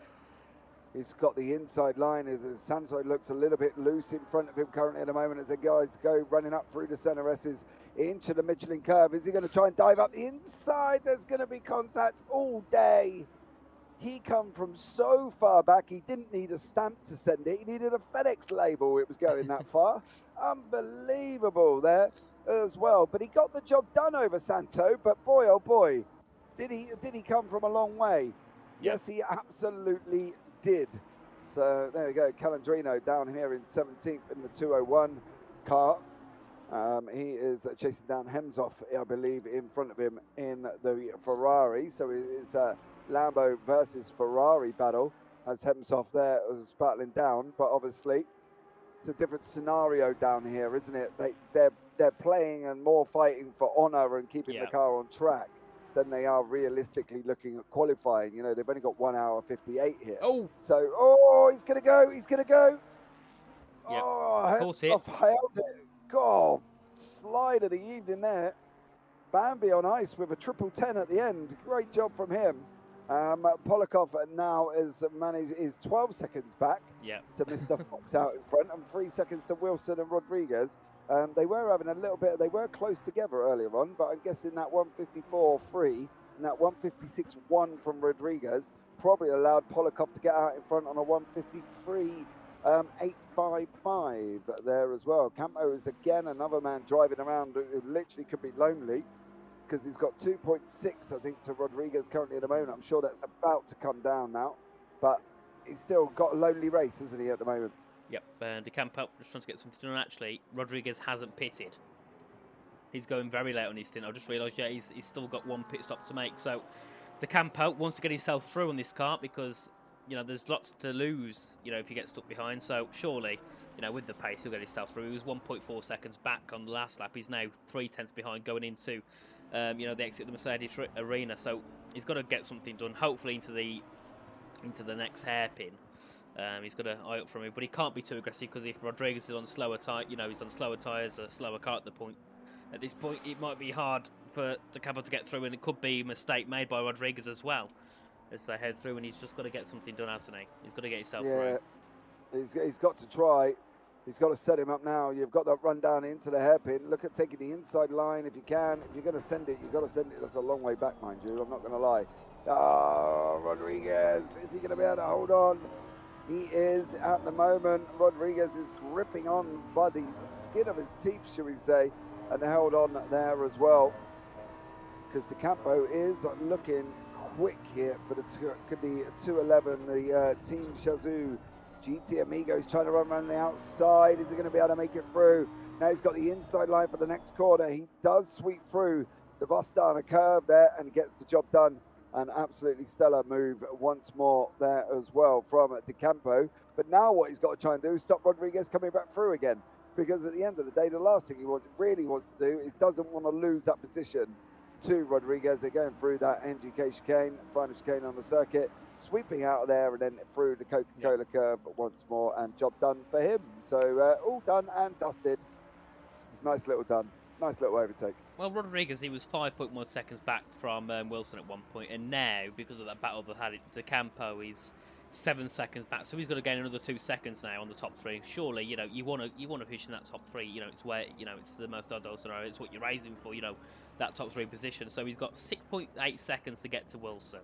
He's cleared Rodriguez. Mazzola's 15 seconds back, so he's cleared him as well. So now for De Campo, it's just drive, don't be too aggressive, but also just try and gain on Wilson. You know, De Campo's doing on that last lap was a 55.5, but I think he's around that, you know, the 54.4, 54.5 mark, and Wilson's doing 54.6. He's compared to the top two doing 54.3s and 54.1s. So the moment it seems that Fox and Piliakov are in their own little battle, and Wilson and De Campo are in their own little battle. Yeah, definitely are. Don't forget they do get points over this series, guys, as well, and they get quite a lot of points. I'm not going to lie. For a first place, they get 85. For second, they get 79. Third, they get 74. And fourth, they get 70. So that will help on their challenge to get into the championships, of course. Obviously, the top three will secure a grid slot at the Grand Finals in the GT3 class. So that is, again, something else they've got to be looking out for, of points on the board. So points on the board, if you're riding around, basically, you're trying to catch the person in front. Some points, the way I look at it, is some points are better than no points. Yeah, I think definitely. That's the thing. You've got to try and get something, because you never know that could happen over Nürburgring, Imola, Valencia, Spa, Silverstone. Get something set. Get a ground to work on, and then you can go away, analyse it all together and say, right, okay, so this was right, that was wrong, this was wrong, that was right. Let's move forward and start developing it going into Imola. So, which takes place on the 8th of July, mind you. So that's something that they've got to be looking out for here. I think Nathan as well is basically try and secure what they've got, keep it more secure. Don't do anything silly, because if they start doing that, they are going to be in trouble. Yeah, and Sher, they're looking to gain a little bit more on the back of Mazzola now, who's sitting in the 202. That's car for SPQ. That was originally drove by Lenone, who obviously, you know, was a big talking point to the first stint. You know, he was holding about 4 or 5 drivers up with, I believe it was Murdasov, Willemot, so I think, yeah, a couple others, Woodrow as well. Woodrow, so, yeah, let's hope Cher can get himself through. Obviously, in Rocket Sim Sports, car number 22, his teammate was Woodrow. So we're back at these two again. This time it's just the opposite drivers. So now the question is, can Cher get the job done? Something which Woodrow couldn't. Yeah, that would be an interesting question for them after, to be honest, if we got to the point of where we're interviewing them. But I think at the end of the day, from Cher's point of view, he's got to look at this bigger picture of where he's at. You know, you've still got an hour and 52 on the clock, and you've still got time. You've still got time to make the move. You've just got to be sensible with it. I think that's the thing. They can't be too crazy. They can't be silly, because if you're silly and you end up losing all of your points that you could possibly gain, you're going to look a little bit silly, shall we say, in the words of definitely when you're not definitely when you're quite a quick driver as well, or a quick team, you should say. Yeah. So they've got to be a little bit careful here as well. You know, be sensible, boys. Be sensible. Yeah. I think that's the thing. And be clean. I think. Go on. Yeah, I was going to say, I think so far from what we've seen, you know, apart from a couple of the moves we've had, it's been a genuine, clean, respectful grid, hasn't it? Which is something which is great to see. Well, they've only had what? We've only had 1, 2, 4, 6 incidents, you know, currently up in the steward's room. So there's only been 6 incidents that the stewards have taken care of, and had to deal with. But other than that, the racing itself has been fairly clean, very respectful. Yeah. Rodriguez is pitting now. He's going to head all the way down the grid. I'm expecting that to be a driver swap as well. Yeah. I think for Rodriguez. We'll see. There we are. Part of Sim Racing Esports. He's seen in the pit lane, and I believe we will see a driver swap. Probably, I think he'll drop quite far down the grid, possibly to around 14th, just ahead of Garza, maybe, or just behind Garza.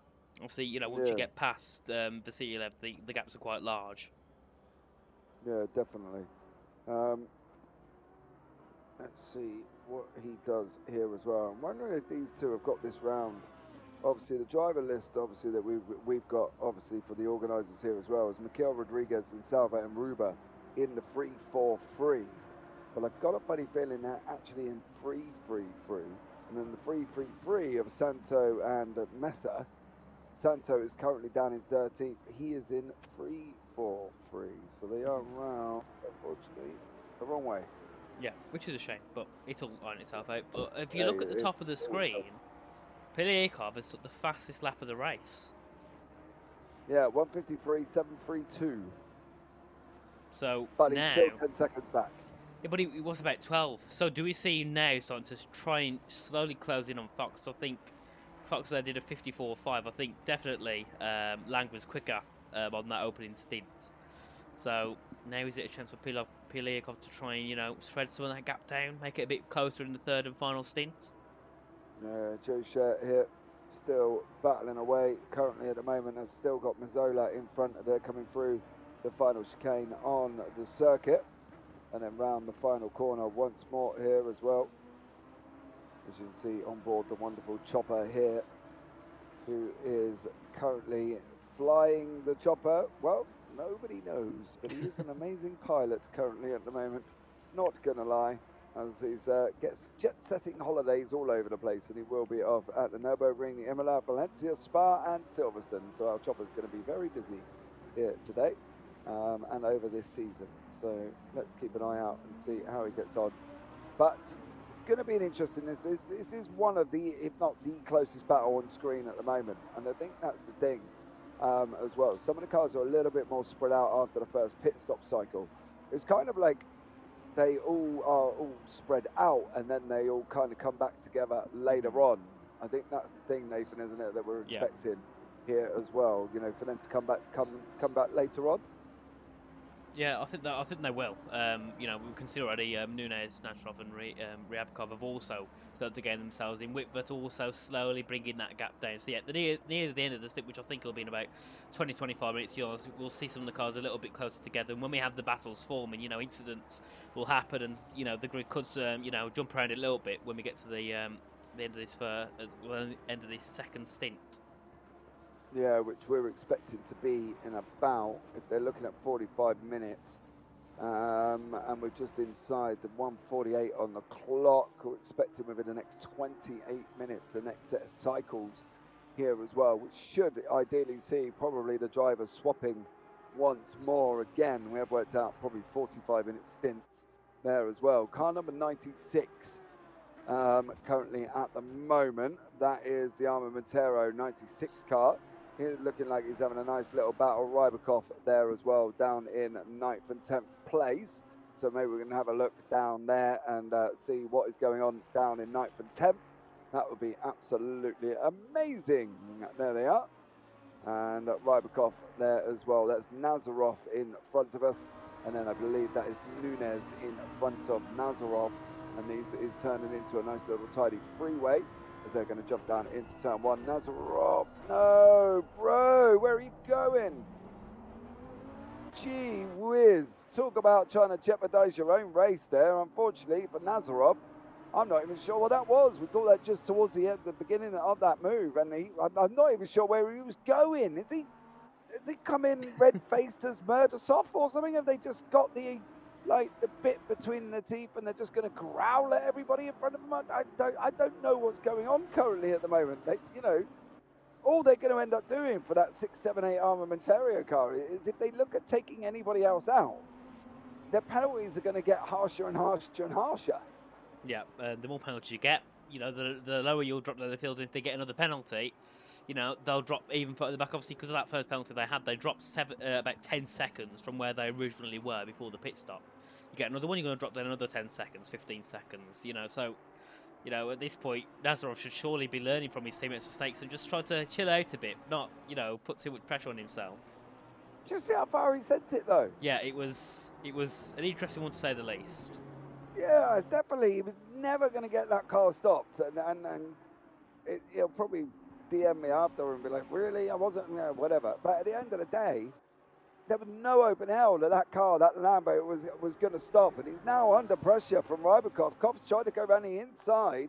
Is he going to be able to get the inside line here as well? This is coming up now into the NGK, and he does. Oh, Nazarov's off. He's got a bit too wide, broke a bit too late, probably to try and defend it, and he's now lost himself about 2 seconds. So, you know, what was looking in qualifying for a, you know, a top 2 position. Well, actually, he was sticking within a second of Lang, so he was looking for a possible win. He's, you know, they're now sitting in 9th, and they're just losing more and more places. Whitworth now is 4.7 seconds back in the Porsche. Who, let's just say, you know, we haven't spoken about them much, but he's doing a great job, isn't he, on his stint? Yeah, it definitely is there as well. He's been closing the gap, but unfortunately for the guys at the Armamentario 6, 7, 8, they are leaking time faster than a leaky tap here. I've got to be honest. They need to get the plug and put the plug in and try and stop this time loss, because at the moment Nazarov is not doing any favours, as well as Murdersev, who didn't do himself any favours either, unfortunately. It's one of these things that you've got to put yourself in that position. Well, you've got to be careful. And if he went through then and made contact with any of them cars that he was diving ferociously over Rybakov and Nunes, I do wonder what the penalty would have been after that, because unfortunately for them, as we say, he's already had a plus 15, which is quite a harsh one as it is already. Yeah, I think, you know, there's a lot of work to do. Penalties are just the one thing you don't want. No. At all. I think, you know, making mistakes fine. You know, you spin, you lose 5, 6 seconds. You get a penalty, you lose 15, 20 seconds. And then obviously there's different types of penalties. So if you got the ones you serve in the pitch, you've also got the stop-go ones. You know, which you won't be able to swap your tyres or your team. You know, it's, yeah, it could be quite harsh, but the first thing, you know, the first thing to do is just not do the incident in the first place. You know, don't get too eager. That's what a lot of incidents are down to. Drivers just being too impatient on making moves. Just basically don't do what they've done. Yeah. Is that what we're saying? Basically, yeah. Just be calm and, oh, that was Ryabakov there. Nearly ended it for him and Nunes down at the final corner. What is it, the Coca-Cola curve, is it called? Yeah, Coca-Cola curve, great final name. corner of the Love racetrack. As well. But again, the interesting thing about track names that made me laugh and Spa, I'm just going to try and see if Rybakov's going to go around the outside here. I personally, possibly, you are not going to get that exit. What you probably should have done is, I got his nose chopped off there as well from Nunes. Nunes turned around and was like, nope, you are not going through this time, young sir. I'll have that and keep hold of that position as they come out of the Mercedes arena before they go on that run down into the Valvoline curve here. He's trying. I'll give Rybakov his due. He's definitely having a good old go and he's trying here. But he can't really afford to do what the car behind us doing, Nazarov either. He's got to make it clean. You know, it's got to be eat your dinner off it clean here, Nathan, because otherwise it's just going to be messy. And we know there's live stewarding. They're going to jump all over him. Yeah, and that's something Ryabakov's got to be careful of. You know, we've seen Nazarov and Murdersoft do pretty much similar things. And if Ryabakov gets a bit too impatient like the others will, you know, we can tell it will be guaranteed to end off not well in his way. And if it does end well in his way, and the fact if he gets through, he's probably going to look for a penalty if he ends up shoving Nunes off the track as they go through now. And Nunes is doing a great job at defending, because that car, it looks like at the moment it's on rails. Yeah, it definitely does there as well. F1 Memes Racing Team, have you seen that car 13 set a fastest lap a few laps ago? Yes, we have, and we did mention the fact that he did do the fastest lap of the race. So thank you very much for filling us in. But yes, we did say... Oh, Nunes. We did say. And he's gone Nunes off. is off. No, was that a penalty? Was that an incident? That's a question. Because it seems every time something happens, we end up switching off the person when it happens. So he's now dropped down to P10, below Whitworth, who's got himself through. Nazarov seen right behind Ryabakov. So yeah, I'm not sure if it was him going off on his own, or if he did have an incident there, because it seemed about 5 seconds after I switched off to Polyakov, yeah, he decided to create some sort of incident down. Yeah, well, we'll keep an eye. Yeah. I will keep an eye on the steward sheet and see. But yes, F1 Memes, we did say Polakov did do the fastest lap on that 1:53. So thank you very much for that one, as well as we're keeping an eye on what is happening here with Nazarov, who is chasing down currently at the moment Rybakov. So Nazarov and Rybakov there, seeing how they get on and seeing what they can do, and whether or not they're going to be able to make it through. I think that's the thing for these guys as well. it's just sensibility, isn't it? We can't emphasize it enough. You know, they've still got 1 hour 40. They cannot be doing it as crazily as they have been. No, and you know, the further you get into the race, the more these, you know, incidents don't pay off. Obviously, you know, if you lose 10 seconds at the start of the race, you got, you know, what, 2.5 hours to make it up. At this point now, you've only got 1 hour and 40, which is an hour off your time. You know, you've got a lot less to bring it back. So from this point on, you've got to start, you know, just sitting where you are and just be consistent. Just, you know, if you're quicker, get through, but don't do it too harshly. If you're slower, just stick there and just try and keep up your pace and be consistent. And, you know, Joe shares an example of it. You know, he's right behind Mazzola, couldn't get through. So now he's just chilling, you know, doing the consistent 55-2. He's just, you know, cruising along. And that's the type of thing you need to be doing. Same as Fox, but it looks like he's been lifting off a bit because he's losing quite a bit of time to Piliakov now. The gap's 8.8. Remember, it was about 12. So on the past about 6-7 laps, he's lost 4 seconds. But that could also be due to him doing a bit of tyre saving, a bit of fuel saving, and just, you know, just not pushing too hard as he doesn't want to cause himself a spin or, you know, hitting into the wall. Well, he doesn't need to do anything crazy, does he? You know, and obviously we can have a look at the lap times if we go through gap to the leaders, because we'll show where everybody else is sitting. But there's just no need to do anything insane for Fox.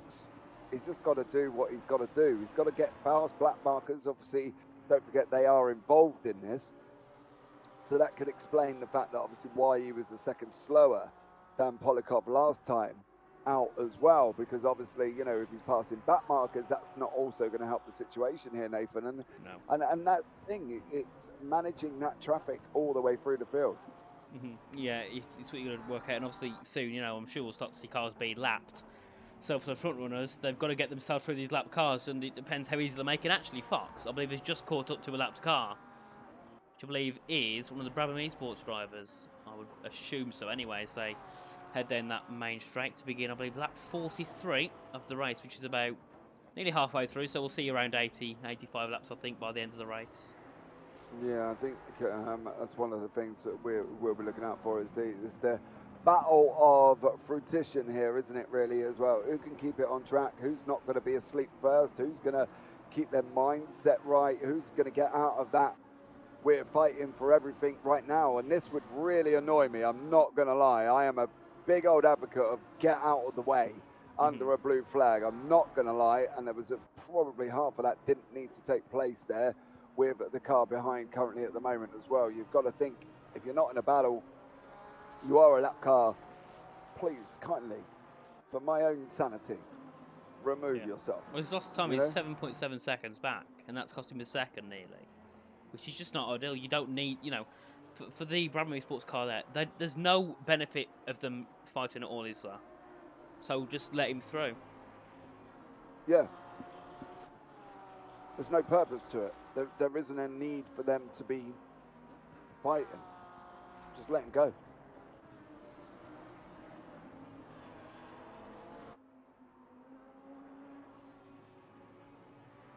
There we go.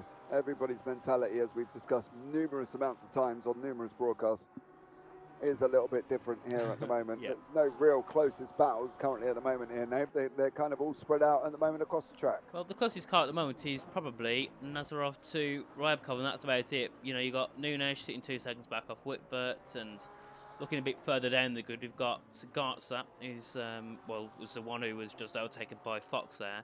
He's 4 seconds back off Calandrino. Remember his teammate, what's it now? Is it, was it Giacomelli, was it? Who was involved in lots of incidents? Yeah. And Bianon, part of Team Ballas SimGrid ex VCO. We haven't seen him at all, I don't think, throughout this race. He's car 55, his teammate being Schubeck. I don't think we watched them once because they was not really up to much, just sitting near the back of the field, just chilling along. They're 40 seconds back of Hemsoff. So I don't think their main aim at all is to do anything apart from just keep the car in the race. And Kulap, it's really a shame, isn't it, that they had that incident with the connection, because they're 1 minute and 50 seconds back. They're 2 laps back from the leader. It's a big shame, isn't it? Yeah, and I'm just looking at why Rybakov has developed a penalty here. Bear with. The incident with, was it Nunes? Yeah, car number 3, Nunes. Yeah, So that it was the was. incident when they both went off, yeah. So that's, oh, and Yeah. that's Nazarov there, having an incident with, who was that? Was it Whitford? No. Was that a lapped car?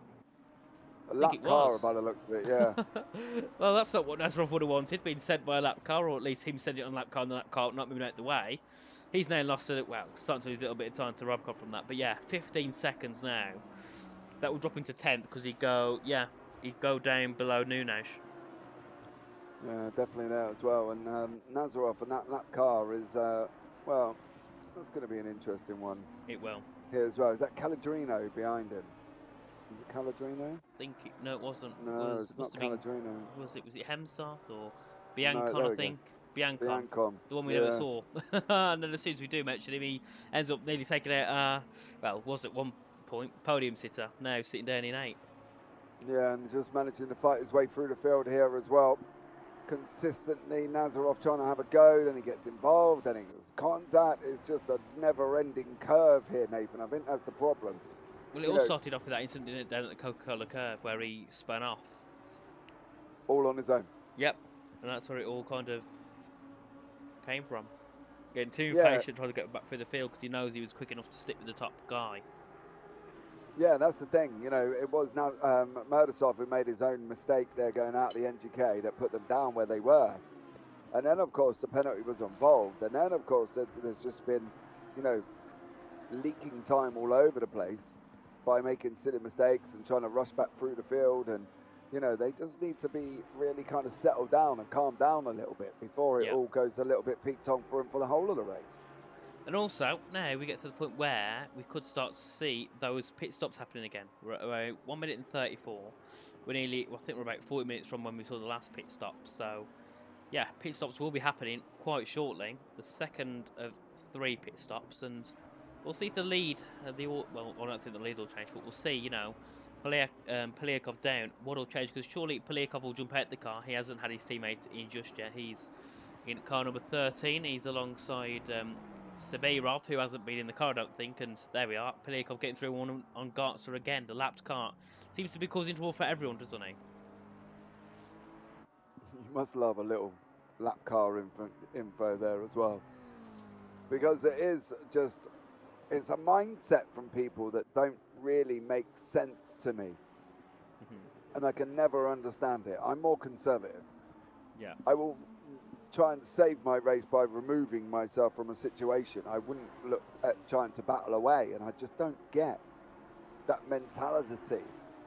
Before you jump on me in YouTube chat, I understand the blue flags at certain points are just there as advisories, and they can do what they can do and stuff like that, but, you know.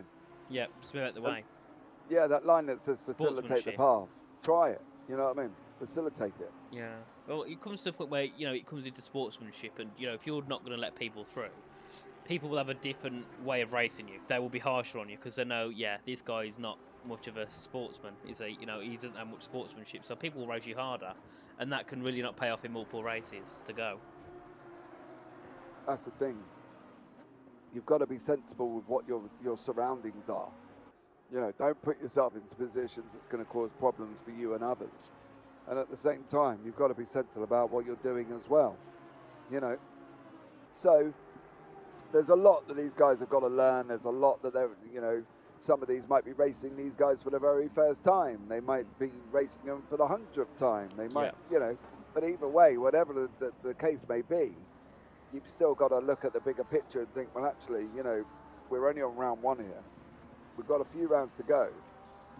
So let's not start annoying people before we even get to round 2. Because then people, you know, teams will start to come together and say, you know, in that first race, that's, oh, we've had a spin. That's Milano Mesa. He's done an entire sim race and esports car 333, which his teammate was Santo, but they swapped the car around, haven't they? They got a different car. So it's meant to be. Wait, hang on. No, I'm it is confused Santo. here. It's saying Santo and Milano Mesa are on the same team, but Santo's sitting in 12th. So what's going on here then? I think they swapped teams between Mesa, who is in 13th. I think Mesa was driving with Rodriguez and Aruba is driving with Santo. So they've messed up a little bit there. I But think yeah, so. well, if it's meant to be car 333 or 343, they've made a mistake there. But I would presume maybe because Rodriguez was in the was Rodriguez in the 343. Not sure on that one. So I think the car numbers are the same and it's fine, but it's just they got the different drivers in the different car. So Santo would have been in the 343 with obviously Enrubia or Rodriguez, and they've just switched 2 drivers, which is annoying for us because we have to try and learn to figure out what's what. But yeah, Milano Mesa making a bit of a mistake down at the final couple of corners, but that's where we see most mistakes happen, is in that final, 3 or 4 corners. Yeah, it seems to be coming out that final chicane. They can't seem to get to grips with it currently at the moment. As we can see here, Rybakov on the outside. Is he going to be able to manage to hold that currently at the moment? He does seem to be doing a stellar job. That Cher in front was Cher. Cher's now gone behind us, so that's a move down into turn 1 for Rybakov there. So that was coming as well. Stellar job from him to get that overtake done. As you can see now, Nazarov's in the background here trying to catch up to these guys as well. But that looked nice and clean from Rybakov. He did, and he got himself through. Joe wasn't, he fought it, but he didn't fight it too hard. I think he knew that Rybakov was quicker because he was, and yeah, got himself through. But it's weird to see Joe losing so much pace because he was right behind Mazzola, and now he's, 3.6 seconds back. He's just dropping also to Nazarov as well, so he must have made some sort of mistake somewhere, hasn't he? Yeah, I think he might have done as well, to be fair, because he has lost a lot of time to Rybakov and now Nazarov. It's either that or he's just struggling with the car. Maybe they've done something with the car. They might have double stinted or something. Don't forget, they're not under a mandatory tyre change. So technically, they don't have to change tyres. If he didn't do that, maybe they're learning that a double stint won't work in that car. And we've got 4 pit stops. We've got Schubeck, Stamenkovic, Borodai and Nunes now. Have all gone into the pit lanes, if not have exited the pit lanes, because I know Borodai was on the last stint, nor was Stamenkovic or Schubeck. And we'll see, does Nunes stay in the car? I think, no he hasn't. He's gone back to Willemot now. Grant Willemot, who was obviously fighting with Woodrow and, was it Lanone on that first stint? He's back in the car now for the third of 4 stints. He's only going to make 1 more pit stop, which I believe will go back to Nunes on that final stint. He's now sitting in 13th. 14th, sorry, and he's behind Calandrino and Ryabkov now entering the pits, Cher entering the pits as well. So many drivers now coming in to end their second stint. Some of them will have a driver swap, such as Pliakov when he comes in, but some might stick with a double stint for that second and third. They might go for, maybe if like Ryabkov, maybe if his teammate's quicker, they might say, right, we'll have your teammate do first and 4, you do second and third stint. Yeah, it's all going to be a waiting game, a patient game, isn't it, on how they're going to play their driver swaps. Me personally, I would have thought the faster driver would have led off at the beginning, and then the next one, and then the faster one again, and then finishing on the, obviously, I want to say slower driver, but that's no derogatory term to anyone, I've got to be honest, but I know what I mean. Yeah. But that's probably a solution to their problem, is to basically do that. Oh, steady. Oh. Right, so Julian Fox, do you get a penalty from jumping that curb into the pits? Do you have to follow the pit line entry line, or can you just jump the curb? Because otherwise that could be a penalty, couldn't it, if you can't? Because I know in Formula 1 you have to stick to that white line, you can't go outside and you can't cross it, which obviously Julian just jumped it, didn't he? So is that, what's the word, is penable, is that the word? Penable offence, do you think? Which would ruin his race a bit because he was 7 seconds ahead of Pliakov. Well, currently I can't find anything in the rules that says about jumping the pit entry. I'm going to rely on, obviously, the stewards on that one. So I'll keep an eye on the steward sheet there. But I can't see how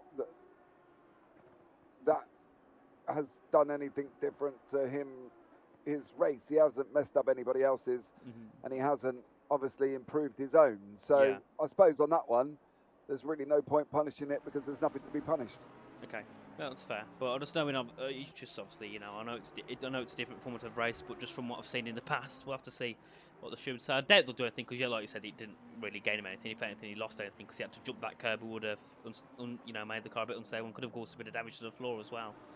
Mazzola also heads into the pits car 2024 at the SPQ Racing team, and yeah, there we are. We get to see these seconds pit stops coming through. Penny Pantherov also heading into the pits. I'm on board with Calandrino, who's trying to get a move down on Woodrow, who has pitted because recently, well, before it was, I believe, Cher, wasn't it, who's obviously jumped out the car.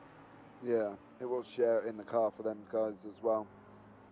So, have to see how he gets on here. But obviously, Cher did look like he was having a little bit of trouble towards the end of his stint. Might have been a good idea to get it passed off to Woodrow, as we say, depending on what the tyre strategy is as well. Don't forget, if they've double, if they're going to be every stop, it's all different. We've obviously got a few other cars in the pits as well. 6, 7, and 8 are all in there together as well.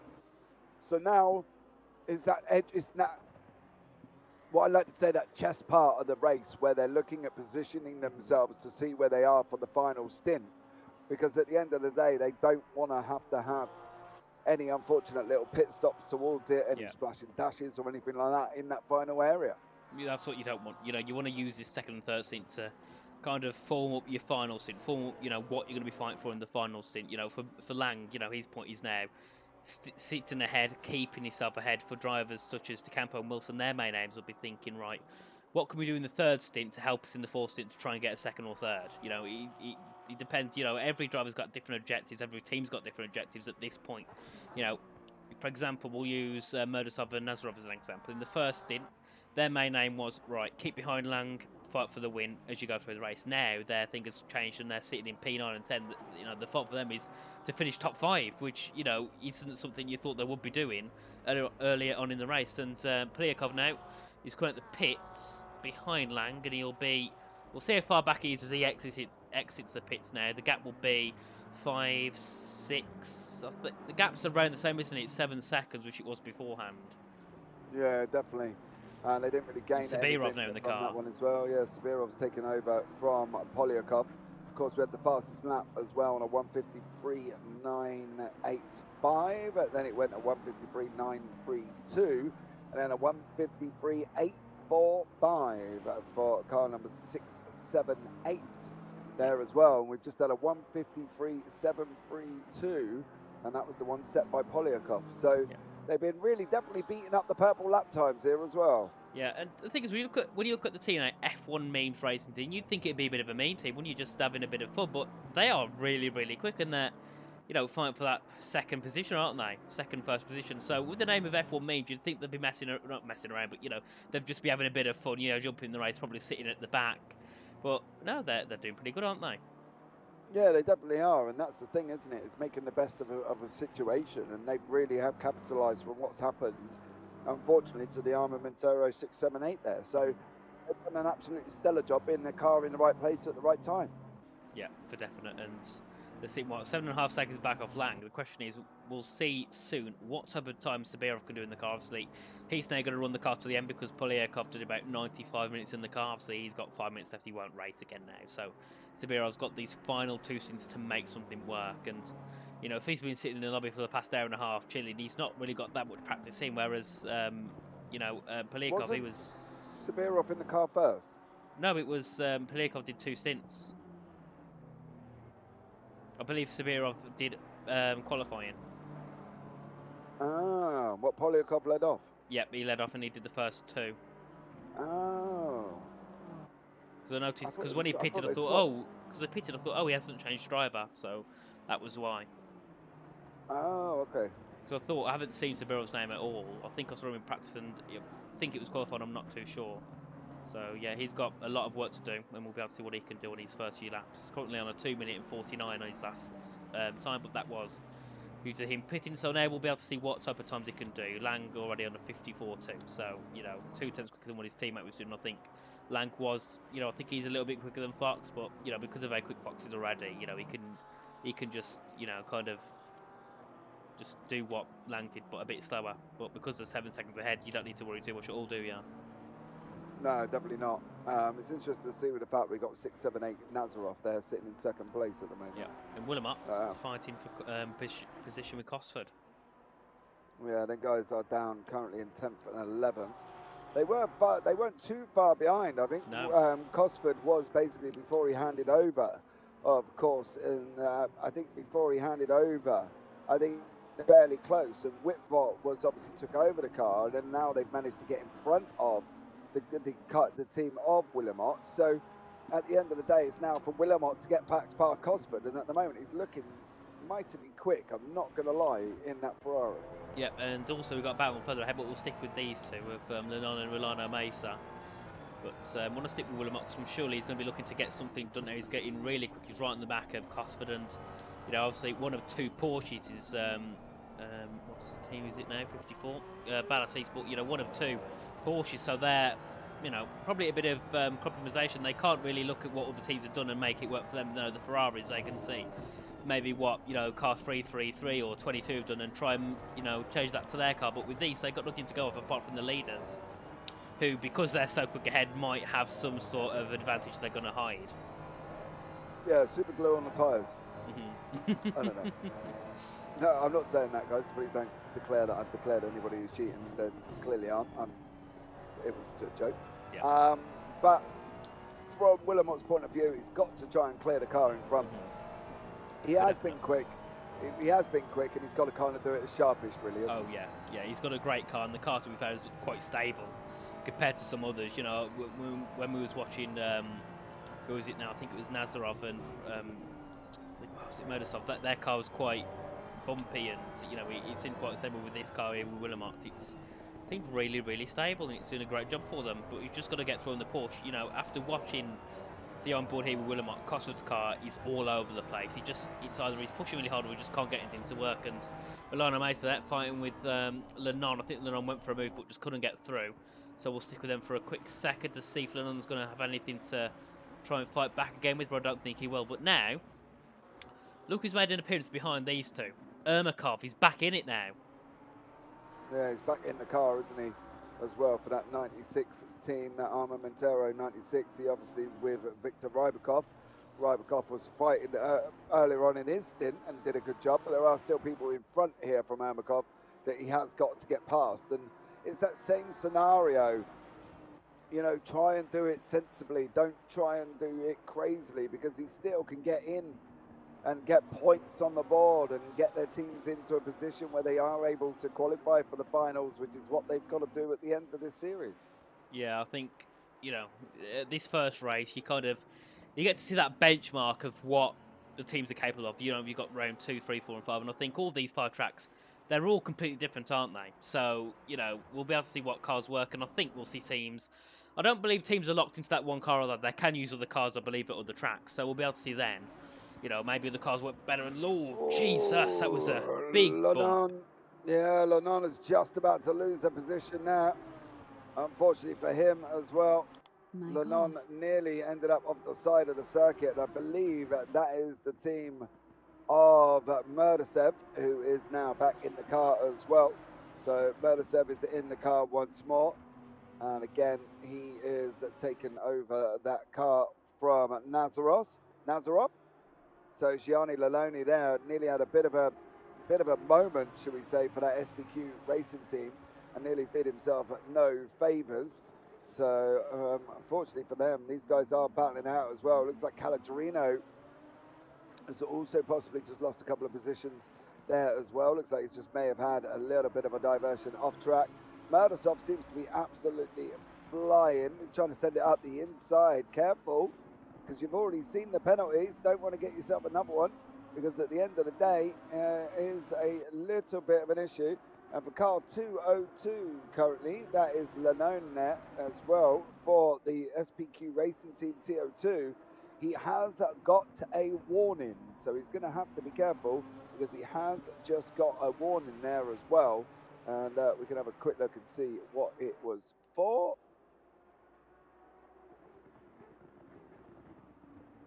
Okay, so that's a warning there as well for aggressive driving, just to be careful on what he is doing. So Lenon there for SPQ Racing. Well, I'm probably guessing he's not the only one there who is doing the same thing. He's now trying to go up the inside of Murtasev. There's going to be contact. There is contact, a little bit of door rubbing. They're leaning on each other. Murtasev's going to push him out. He's going to open up that steering once more. Is he going to be able to get through? Can Lenon do this? He's looking like a bit of a man on a mission at the moment. Here's Giovanni Lenon. So can he make this place up? Is Murtasov now going to try and send it once more in front of him currently at the moment as he's going through. NGK is not, and Murdersoft stays where he is. I think he's learned his lesson from that corner there, Nathan, and I think from Murdersoft's point of view, he had to be sensible. Yeah, I think now this battle's going to start getting more intense. You know, you've got Woodrow, Lenon, Murdersoft, and Rolano Mesa, which is, I think, a pretty similar battle to what we saw in the first stint, you know, with all these cars. And Murdersoft, and for a bit of some murdering moves, he goes now down into turn 1, trying to get himself through. Oh, they're going to be close, and they make contact again. Murdersoft with more contact. Now, oh, an even bigger contact with Lenon. So, yeah, this is getting quite spicy, isn't it, between these 5? Yeah, there was a warning for Lenon as well for aggressive driving, so he's going to have to be careful here because he doesn't want to end up getting himself in that situation where he ends up getting a penalty. So he's got to be careful. Of course not. Yeah, and Woodrow sitting right behind him as well as they come down now in towards turns, I believe, what is it, 6 and 7? Yeah, they're on their way out through the Valvoline and through Ford, and then be going off down into Dunlop Curve. I think this is where the main part of it is, where they're going to end up trying to make moves. Well, Mesa moving over that, so... Yeah, Mesa moving. I don't think he's going to be giving it up, mind you. I think he's just trying to break. Yeah. Well, he hasn't pitted, has he? So he will be slower. So, no, he hasn't. But he is going to be out the way very, very shortly, I would have thought. Yeah, hopefully, anyway. And you can see that. And on flashing the headlights to him saying, you know, just move out the way. You know, we're fighting for position. You're going to pit soon, so just let us through now and don't cost us the time. This is working well for, you know, Murdersoft because he's able to gain now. He's 1.6 seconds ahead of Lenon, Woodrow, and Mesa. So, you know, this is really hurting these guys' race. And Willamot's fighting with Cosford, and that's Willamot going off track as well with Ermakov also involved, and a bit of contact between the two. Then I think the Porsche nearly went round down as we head now up towards the chicane. Yeah, Cosford there getting a little bit bullied out there, unfortunately for him. Ermakov is trying to make moves as well. That's Willamot in front on the... Oh, spun him round, has he? Willamot's going to send him on. They're both on the grass here now. And Ermakov really kind of a man of his own undoing there. Yep, and Lenon looking for a move on Rolano Mesa. No, it just seemed Mesa just trying to let him through there. Didn't really fight it, did he? He's moved over to the left-hand side, and now we got Woodrow as well, trying to get through. And is there a lapped car involved in this as well? Because the car behind isn't Cosford, is it? No, I've got just trying to see what the number is. That's the number 2 car behind. So that's the Nateman car there as well. That is Simply Race Esports SRE Pro 3 behind them. So that's what we're looking at the moment. He's kind of staying. I'd probably suggest for a back market, he needs to stay where he is and not start getting involved in a battle that he doesn't belong in. No, because he'll start to lose more time and he doesn't want his race to end. And, you know, lots of Woodrow, Lorna Mesa and Lenon will be really, really annoyed if, you know, a lapped car starts interfering and losing them time. But now the gap between Lenon and Murdersoft is 3.5 seconds. So that gap is very large, and it's really helped Murdersoft, hasn't it, to try and get through. And hopefully now he's in a bit of free air. He doesn't end up taking people out or get a big rest like we've seen him do multiple times already this race. Yeah, he's got to be careful. Definitely, without a shadow of a doubt, he's got to be a little bit more sensible than he has been. And hopefully he will be sensible. That's the thing. That's one of the things we are hopefully looking out for from Murdersoft, is just a little bit more sensible driving. Yeah. As we now head with Woodrow down towards the chicane, very difficult part, and it's very easy to get it wrong here, even on your own. You bounce over these curves, and with the different cars, you know, you got a lower floored car, you're going to really bounce over. And that was, I believe, Nateman there having a bit of a bounce over that curb, lost a bit of time, and Woodrow and I think it was Rolano Mesa getting through there quite well. But now Rolano's dropped a second back off Lenon. Woodrow's sitting 2 tenths behind, so now it's Woodrow's turn to get himself a move and get himself back into that same position where he wants to be. Yeah, definitely. He's got to look, try and clear Mesa here as well, and he's got to have a good old go here from these, and hopefully Mesa can try and defend, but I don't think Mesa's got much of a response as we're down now with Berzakovsky. So yeah, let's see how Berzakovsky gets on. This is a long way back on here at the moment. This is 10th place with Wilmot and also Cosford. So they're still going at it as well here, Nathan. Yeah, well, Berzakovsky and his teammate have done a great job, haven't they, in the 1-2-1, because remember, they was about nearly a lap behind, wasn't they, after they had that incident in the first part of the race. So they're sitting in 11th, fighting with 9th. So they've really done well at recovering, and they've kind of just slowly worked their way through the field. And they've done their mandatory 2 pit stops already, along with the other 2. And yeah, they're really doing a great job at just getting themselves back through. They were sitting in 19th, and now sitting in 11th, fighting for 9th. And depending on the pace, could also be looking to gain on the 2 ahead, which is Rolando Mesa and Woodrow, who's still having their little battle for 7th. Yeah, definitely. I think that's the interesting thing we're going to be looking out for here as well. Who is going to be where, as we're now about 10 minutes from going into this last hour mark here on this Saturday night on the JBB YouTube channel. Thank you so much for joining us. It's been an epic race so far. Lots of swapping backwards and forwards, lots of questionable driving, or not lots of questionable driving, but there's been some questionable driving. Silly mistakes from drivers as well. And I think that's one of the things here that I'm sure they'll look back at and think, right, why did we finish down here? Well, we made this mistake, and this mistake. And Murdersoft from the Armamentero 678 team is possibly going to be one of them people who might look back and think, nah, I probably could have done things a little bit better.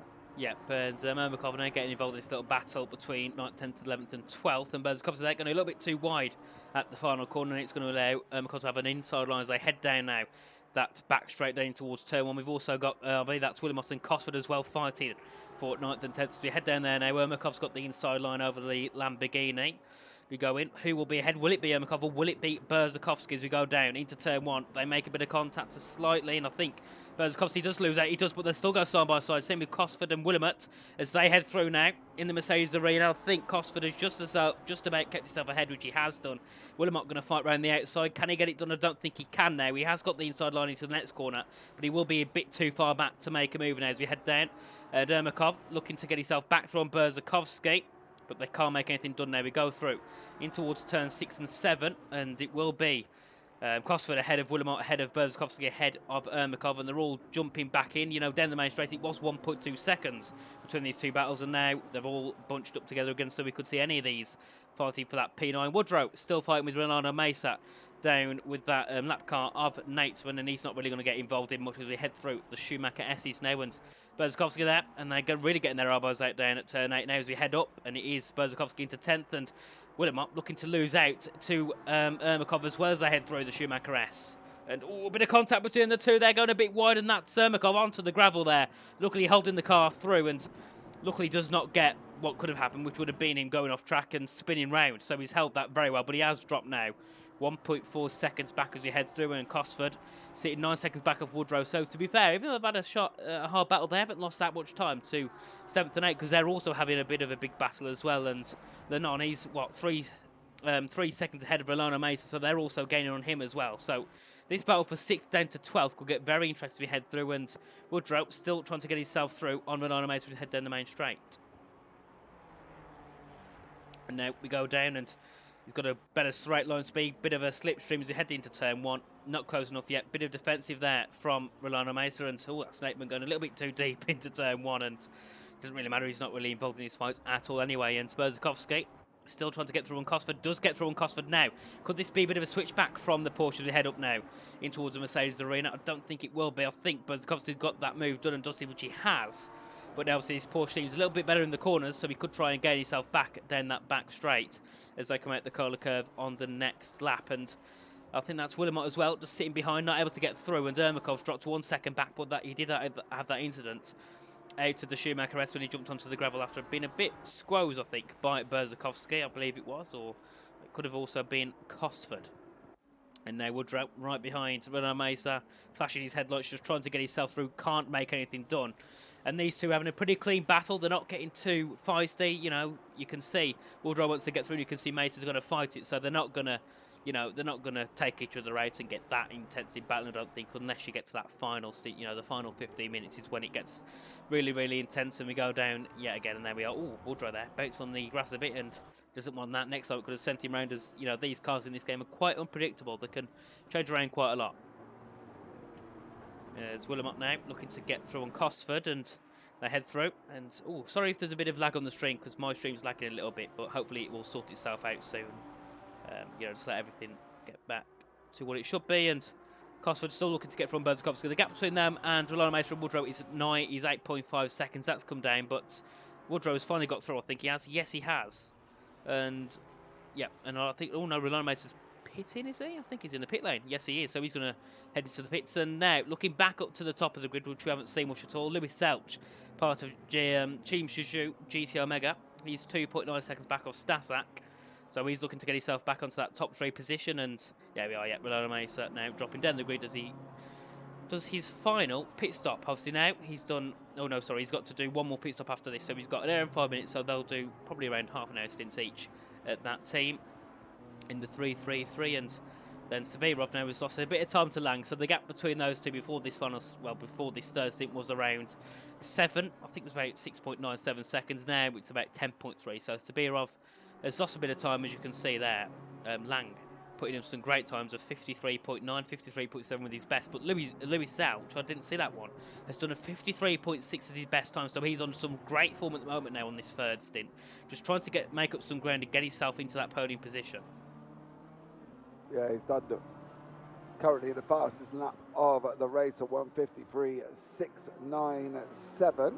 So an incredible job by Selch there, sitting in 4th in that current Squadra Corsa car there as well. Is it the Squadra Corsa? No, it's in Team Shizhu GT. Yeah, Shizhu, yeah. Yeah, with Ermakov now battling away here once more. He's still been going at it as well with Willemot. Cosford still doing a stellar job. Cosford seems to have got hold of that Porsche a little bit more now, doesn't he? And he seems to get to grips with it and stop it sliding and doing Porsche things that it has been known to do. Yeah, definitely compared to that first stint, he was quite slow, wasn't he, on that first stint? You know, he didn't have the best start, but now maybe his teammate could have given him some tips as well going into this stint as well. You know, his teammate was in the car just before. I believe his teammate was 54. It was Whitvet, yeah. So he could have also said to Cosford, you know, maybe heading into the car, change this, this, and this. And yeah, it seemed to have helped, hasn't it? Whatever he's done. Yeah, definitely. I think that's the thing for him there as well, for Cosford. He seems to have really got the car to grips with how he's driving now. To stay in front of Ermakov at the same time as he has done, and also Willemot, you know, is an absolute stellar job. Because Willemot's been great, hasn't he? Yeah, they've been very, very quick. I was saying before, you know, the gap between Lang and Sabirov is sticking around that 10 seconds, so it's grown, but now it's kind of stuck where it was. But Lang, you know, this time around, he's doing consistent 53s. Before he was doing 54-1s, 54-2s, but now he's in the 53s. So I think he's pushing a bit more than before, just so he has a bit more, well, just so his teammate Fox, I believe, will be in the car, just has a bit more leeway going into that final stint. You know, he has a bit more of a gap to use to his advantage. And actually, Lang's had a bit of a bad lap. He's invalidated. He's done a 54.5, so he's made a mistake on that previous lap, but he's still 10.5 seconds ahead of Zabirov. But then you look further down, Murdasov, he's 40 seconds back from Zelch. So the top 4, unless they make a mistake, are literally considered a top 4. Are literally guaranteed a top 4. Zelch is not going to lose 40 seconds on pace, nor is Stazak, Zabirov or Lang. So, you know, they're in a really good position now. But Lennon, considering how much he was holding up Woodrow and Berzkovsky and stuff in the past, it seems like he's also got to grips with his car as well, same as Cosford. You know, he's kind of sat back now and he's just chilling and driving along, and he's not really gaining much on Murdasov, but he's not really losing much on Woodrow's the other battle now into the next corner. Yeah, oh, there's going to be contact. Ermakov there as well. There was contact with Willemot, and unfortunately Willemot is round. That's going to be the end of that. I think Ermakov could have a nice little penalty incoming on that one. Ooh, it'll be so when it went up the inside there and sent, unfortunately, Willemot spewing as we're going nearly into the last he's hour. gone round at the final corner. Just as I said, he was trying to gain in, he's lost it. The commentator's curse, making a return once again. It has done many times this race. I could probably guarantee that's probably coming out of that NGK, and then he's basically gone and done the same thing as what we saw Murdasov do at the beginning. So unfortunately for him, Lennon is now dropped down the order as well, and Lennon is struggling once more again here as well. But there's no real other close battles currently. People are kind of a little bit more spread out than what we would expect them to be this late on with an hour to go here, Nathan, to be fair. Rolando Mesa pitted again, because I'm sure he went into the pits, didn't he? But is he pitted twice? Because he went into the pits a few minutes ago, but he's just come into the pits again. Time. Well, that seems a little bit bizarre. That's a weird one. What's happened there? And yeah, it's an odd one, because I swear he had 2. He pitted, went back into 1, but surely he was in the pit lane for like 2 or 3 minutes, was he? Surely not. Unless he fixed any damage he had, maybe. That's a possibility, I suppose. Maybe, but Rodriguez is back in the car anyway, isn't he? currently at the moment. So they would have got Rodriguez back in the car as well. So he's back in that car here as well. Berzakovsky here has got Lanone literally in front of him. He can see his prey. He can see that position. He can see and how he's going to get on. He wants to try and take that position away. Let's see what happens here with Berzakovsky and Lanone, as they are literally now 1 hour remaining. It'll be a close one between these two. You know, Berzakovsky, considering where he was at the start of the race, he's gained about 10 positions. So he's in a, you know, his team will be really happy with him, and that's the 1-2-1. That is Armamentario. Unfortunately, we can't see the name because they haven't got the livery installed, I don't think. So yeah, 1-2-1 is Armamentario, and I believe they've got their other car as well, who's sitting in the 96 and also the 67 as well. So they've got a couple of teams on the grid. I believe that's Ryabkov as well in one of them, along with Stazak. So yeah, they're doing a pretty good job, aren't they, in the Armamentario cars? But Berzakovsky sitting 5-6 tenths back off. Ermakov's got ahead of Cosford, so Cosford might have made a mistake, as he's really gained some time. And now does Cosford go for it again down this back straight into turn one? He's got the straight line speed. Is it enough for Cosford? I don't think it is. No, he sits back, and we'll have to look for it again, possibly with a bit of a switchback. Yeah, Cosford's trying to have a go at Ermakov here. Ermakov, obviously, I mean, we're expecting something to be coming from the stewards, whether that's an NFA, whether there's no further action, or whether or not there's going to be penalties included in this. Well, the time will tell. We're going to start seeing pit stops again within the next, I would say, productively the next 15 minutes of people, apart from, I would say, Rodriguez and Mesa, who are a little bit out of sync compared to everybody else. So I think Rodriguez there and Mesa are a little bit out of sync compared to the rest of the field, but I think within 15 minutes here, we're going to start seeing the drivers back in. As you say, Lang is pushing like a trooper. Last lap time, 1:54.1. Same, exactly the same as Sabirov behind. They both did a 1:54.170, so exactly the same time. Yeah. And once more, we'll see what happens. So, yeah, let's see how this gets on. Yeah, Berzakovsky having a big slide coming out the S section there. Nearly lost the car, so he's lost a bit of time there, lost about 8-9 tenths of a second. But yeah, I think the top 10, top 11 will all pit soon, within the next 15 minutes. We'll probably be around that 45-minute mark, so they get their final stints. Because remember, they can only do 100 minutes max in the kart, so you know, you can't really pit too early, because you know, Lange's done 45 minutes. You can't pit now, otherwise he'll do completely over his time. Yeah, I think he'll do another 45, which gives him the 90. And then Fox will finish off for the rest. I think if you broke it down into 45, 45, 45, 45, you're pretty much covered. Yeah, so we'll have to see what happens here as we see Berzakovsky in 8th place, still trying to chase down Lanone.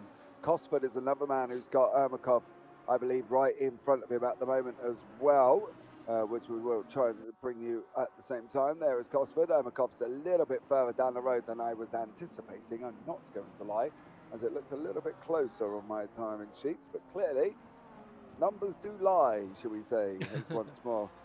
We go into the final 57 minutes. Pit stops within about the next 12, I think. Yeah, definitely, and 63 laps we've done, so it's gone quite quick in my eyes. The first 10 minutes was quite slow as we had all the... Oh, there we are, a stop-go penalty, 30 seconds for Ermakov.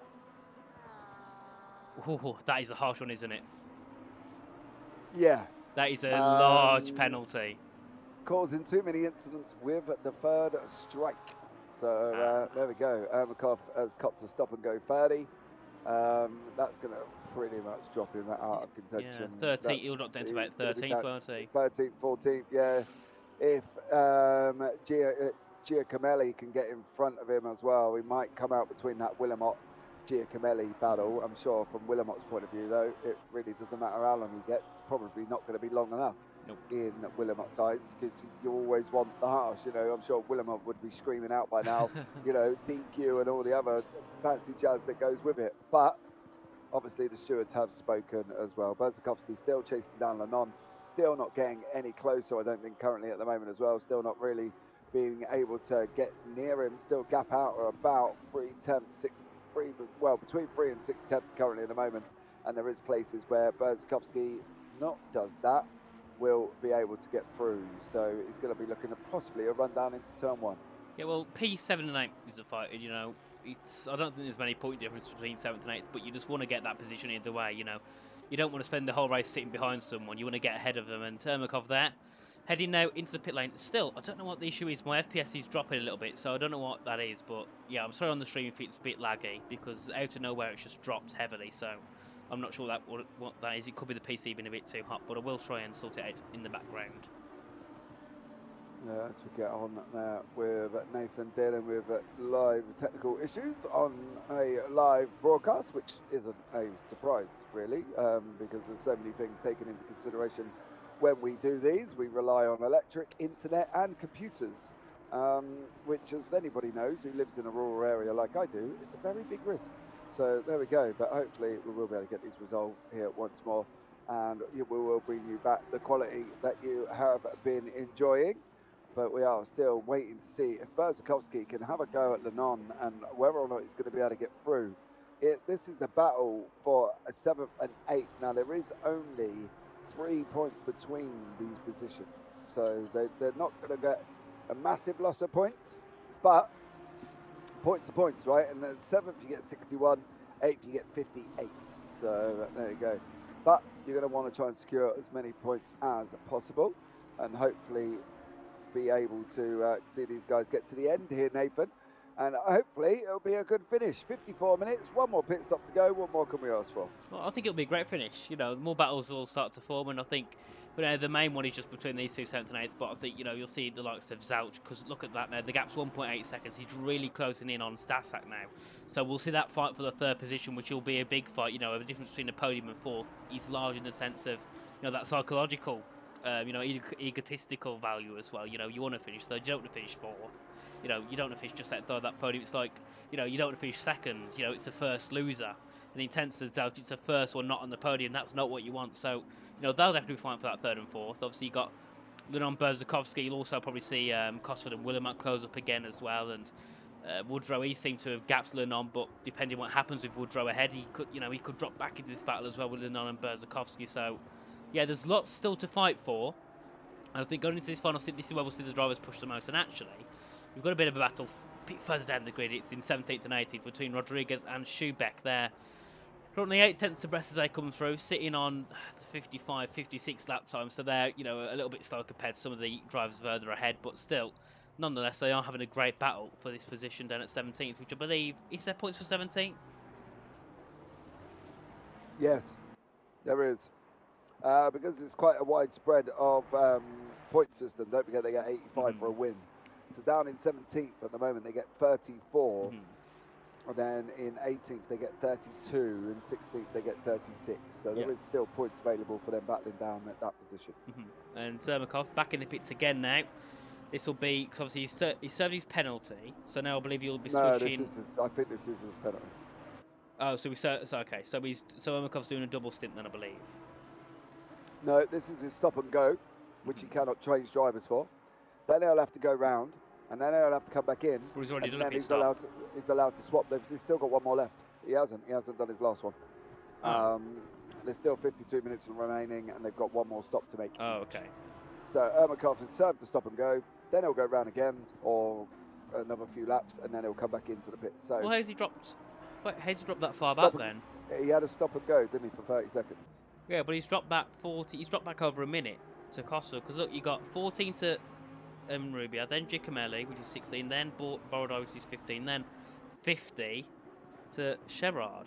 He's dropped back about a minute and 20 seconds. Don't forget the pit lane run in and out as well. Ah, okay. That could also be. But yeah, that's definitely very harsh, isn't it? Yeah, there's a lot involved in. It's not just a stop go for 30 seconds, and there was almost contact there. Almost contact with the guys back in front. That was Lenon in 8th. Bergakovsky around the outside. I think he's just hip checked Bergakovsky onto the grass. He didn't, and lucky for Bergakovsky, he managed to make it through as these guys come into that left-hander now before they go through the right. And then on that run down into the Dunlop curve here once more, and Bergakovsky basically hip checked Lenon out of the way there and said, "Thank you very much, I'm going to have that." He's going to take well because he's now got himself into 7th, and he's got a bit deep though down at the, I believe that's the Dunlop curve. But now the issue is, look at that, Nateman's gaining a lot on the back of Lenon, which is not what you want, because if you get a lapped car through on you, which he's allowed to do, that puts you in large compromisation when you come to the final stint when you're stuck behind a lap car, which will be slower. I think for Nathan's point of view, if at any point he got involved in that battle, I do not feel he will be a very popular man. Oh, not at all. What I would say to Nathan is let them pull you forward into Schubeck. He's only up the road at the front of this battle, right? So Schubeck is a little few cars further up. Let him through. You're not in that. Ermakov's probably throwing fits and wobblies in that car about now. Yeah. Screaming blue flags. He's now going to try and send it on the last corner. Just no need. You had a straight before. You had the down the Bogdan. You had loads of room. I don't get it. Yep. Do not get it. You lose more time by having to fight for it, and that's, I believe, is that That's Berzkovska the there? back marker. Yeah, back marker of Schubeck, I believe it is behind him, I think, which is being chased down. It's Sherrard. Sherrard. So Sherrard is now in the car, which would explain, obviously, the situation. But probably to yeah, but at the end of the day, for Sherrard, obviously with Hemsworth. So, think of the logic right now. Just lift off. Ermakov, go for a move around the outside. Oh, make a bit of contact there, but Ermakov is fighting for position here. This is for P15, where Ermakov obviously is. And yeah, there we are. Can't get through, and great defending from Sherrard. Maybe a bit too aggressive there, pushing Ermakov nearly off track, but he's kept the position. And Nateman, considering he's a lapped car, he's keeping up with these cars quite well. But remember, they was, I believe it was with Kula, wasn't it? Kula, and they did have their incident with the leaving the session, so that's also why they've dropped back so far. They would still be in this battle for 9th and 10th, wouldn't they, if not for that issue? Yeah, it is as well. Mr. Conway, is this ACC? It is ACC, dear sir. I hope you're well. Have you enjoyed the racing? You've been very quiet today, which is very unlike you when you jump into YouTube chat. Not going to lie, but Zelch has still got the fastest lap of the race on his lap time currently at the moment. So well done for Zelch. Oh, Sherrard! Oh, he's off. And Sherrard is off. Again, when I swap off the battle, they end up having contact. And you can see there where they are at this fast. I don't know what the corner name is. Turn 13, I believe it is. When you have a battle there, you are going to end up being punted off. You go side by side. It is not a place you go side by side. And Rodriguez now also gaining to try and get himself through as well on the Ferrari. And we'll see if he can get himself through. I don't know if he will as we head down now. Is he close enough? He's going to have to go around the outside to get it done, which I don't think he will this time around, but he'll have to get it down the main straight. And this Ferrari, I believe this is a new edition of the Ferrari, which I think is a really nice looking car. And it looks like an electric car from the back, but generally it's such a nice car to look at. And now we go down into turn 1. Rodriguez with the better line, with the better speed. Oh, goes a bit deep though. However, that could let Sherrard through. No, Sherrard goes... Well, he goes the opposite of deep. He goes really, really tight just to go through, and they go side by side. Rodriguez on the grass. This could end in T as we go down now at the exit of the Mercedes arena. Can Rodriguez get himself ahead? I think he will. He's got a better line through there, and he does keep himself ahead of Sherrard as we go through. Yeah, he manages to get through there as well. Nice little tidy battle from these guys. Keeping an eye on some of the other battles that are taking, well, that hopefully will come together at the end of the final pit stop as well. 47 minutes remain in the pit stop window. Is probably going to be within the next 5 minutes. I would have thought as well then, Nathan, just to basically get that last change in, that last driver swap and get it all done there, I think, and it's going to be done and dusted for these guys once more, and then it's going to be a straight run to the end. So that's going to be an interesting one. Yeah. Willamette and Cosford are still battling it out as well, so they're still going for it once more at the same time. Yeah, we'll just look at the top 10, and I think drivers such as Lang, Sabirov, Murdasov, Woodrow, they're in a really good position now. They can just pit, get their second driver, or maybe keep, with their driver lineup as they go through. Pit, get ahead, then just stay, just drive consistent. But drivers such as, Zelch, Berzakovsky, Lennon, Willamette, they've got a lot of work to do because they've got to try and make these overtakes. So, they've got a lot more to do in this final stint than the others have. And there we are, Cosford into the pit lane now. So it'll be one of the first of these I won't say front runners, but first of the top 10 to head into the pits and get himself onto the, or his teammate onto the final stint. Yeah, that's what they really want to be looking at doing now, is getting this chess piece played. You want to be looking at this moment now as you're going for checkmate. You're on that final run. You're on that final thing here, and you've got to be looking at what you're going to be trying to do and decide what you've got to do. You've got to start trying to get these cars into the position that you need them to do. You want to get this pit stop in. You want to get it done. You want to see where you come out, and then you can set your goals. And then that is it. F1 Mean Racing, rain. Can we go on board in the cockpit and see if there is rain coming down? Well, I've heard there is a chance of rain. Can we see, maybe? We've not got I many don't good... see any. That's fine. We'll go on the interior view, and we'll just have a look on the window. If we can see I any don't spots. see any window wipers going yet either. So maybe that was thrown up. We had 19 degrees. There's a chance of rain within the next 30 minutes. Oh, okay. But this could spice up the ending. Oh, but yeah, at the 30 minutes moment there as is well. rain. Yeah, and I don't think it's heavy rain like storm rain, but it is like Still rain. heavy. Yeah. It doesn't matter, does it? Rain is rain at the end of the day, and it's whether or not what practice these guys have done there as well. So we're going to keep an eye on the weather report once more and see how they get on here as well. We'll keep an eye on the windscreen, won't we, and see what happens. See whether or not we see any. It's in 30 minutes. Yeah, 30 minutes. So the problem they got now, right, and this is how it's going to work so far. They've got to stop soon because of the driver minutes. Yeah, and the rain. Okay, and well, no, regardless of that, because at the moment, right, they've got to stop within the driver limit. Okay, so that's got to take place within the next 10 minutes. Yeah. Okay, because they would have done 2 spins, 90 minutes. That's what they've got to do. Right. If we're going to get rain in 30 minutes, what have they got to do again? They got a pit. They've got to pit Because of the But time they limit. haven't. Not because of the time limit, purely because it's raining.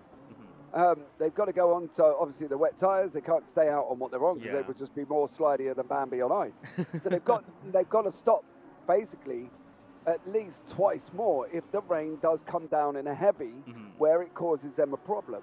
So whoever takes after the car, A, better be a rain specialist because we know it seems like it's on its way, and B, better know how to get it in and out of the pits rather quickly here, because otherwise this whole table that you're looking at on the left-hand side here, thinking how gorgeous it is going to change. Yeah, it's going to be going up and down all over the place. Well, it puts drivers such as Whitworth and Borodai in a good position because they've already pitted. They're in a really good position, aren't they, now? If it does rain and if it is severe enough for wet tyres, you know, if you've got 10 minutes left and the rain's light, then maybe they'll stay out and not bother pitting. But if it's heavy rain, they're going to have to pit either way because you don't want an ending like we saw in Russia 2021 in Formula 1. Yeah, they're going to have to pit again. And William Ott there is pitted. He's come out the pits. He's in P9. And Whitworth there, I think he's going to get through on William Ott as we go through. And they're going to fight so as we head through. And I think he has kept the position. Yes, he has. So P11 for William Ott now. That's an absolute stellar job in that number 3 car. That is obviously the Simply race car. That's been handed over to Nunez. Yep. Nunez is in the car now as well. So once more, this is all going to get mixed on his head very, very shortly if the rain comes down. That's the problem. You know, obviously, we've got the prediction that's a chance of rain, but obviously whether or not it actually happens and how heavy it happens is what's the next situation for these drivers going to be. So that's what we're going to have to look out for.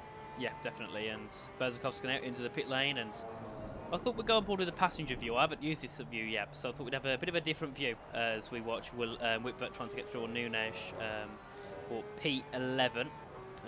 Wait, what's happened to... What was his name now? Have we changed driver from Willemot? I think we have, haven't we? Yeah, Nunez. Okay. No, Luciano Whitworth. Willemot has changed, yes. Nunez is now in the car. So Nunez is in the car here as well. So a great job from him taking over that car. So yeah, let's see how it all materialises. It's whether or not he's going to hang on and how long they're going to hang on for. They've probably got about 2 to 3 minutes before they're probably going to come to their end of their 90, where they are going to have to swap. So Lang, Sabira, and Shaw. Nunez. Bye-bye, Nunez. Wow, he's still going. He's going to suffer a lot of floor damage there, shouldn't he, from that? Talk about keeping your foot in. Gee, where's Batman? He didn't stop, did he? He just carried on. No, straight over the he grass. just carried on. Didn't bother stopping. Yeah, what's that brown? What's that grey stuff? I ain't got to worry about that. I prefer the green, says Nunez. Over he goes, cutting it like a lawnmower. Absolutely stellar job from Nunez there as well. Managed to survive, but boy, oh boy, I'm surprised if he ain't got damage. The floor's going to be hating him for that. Oh, I bet his teammates probably hated him for that and all. The art attack he's just had there from Nunez, absolutely spearing the grass. Well, that's going to be exciting in its own right. But it could all get jumbled up here as well within the next 40 minutes. So let's see how this one pans out. Yeah, and you can see the track is getting darker. The clouds are coming in now, aren't they? So it's going to get more interesting as we go on. As you can see from this view, you can see so much of the track, can't you? I didn't realise there was so much elevation change around here. You can see so much of the track from that view down at turn 6. You guys got to see all the cars going around, and the gaps are slowly coming down with a few of the drivers. I think there we are. Yep, Lewis Zouch, he's gaining a bit now on Stazak, and they've still got to make, well, the top 9 have still got to make their pit stops. So yeah, that's going to be quite interesting. We'll see who comes out where. And Sabirov 13 seconds behind Lang, so Lang's got a really good wager now going into this final stint of what he can do. And Stazak 6 seconds behind, so he's gaining a lot on Sabirov. And also Lewis Zouch, he's sitting 3 seconds back on Stazak, so he's gaining as Sabirov now enters the pit lane. So he's the first of the top 3, the first of the top 10 to enter the pits, along with Nürburgring, who's also in the pits as well. Now he'll be going on for his final stints, unless he swaps over. We'll see shortly. Yeah, we definitely will hit. But let's see how these guys get on. There's some of them have already done their 4s, and most of them have still got 1 more to go before the end of this as well. Ermakov, unfortunately, has registered 5 trips through the pits at the moment. But as we've seen with his, obviously, stop-go penalty that he had, and then obviously the driver swap at the same time, Ermakov has not done so well in that 96 car currently at the moment. And not as he would have liked. Yeah, he's still got to stop again. So there you go. But yeah, keeping the battle nice and close. The rain could be on its way. I'll say could be, even though we have had a report that it is coming. It depends on how bad it comes. That's the question.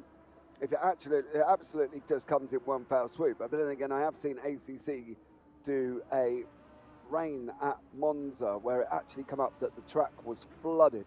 Oh. It come down that much.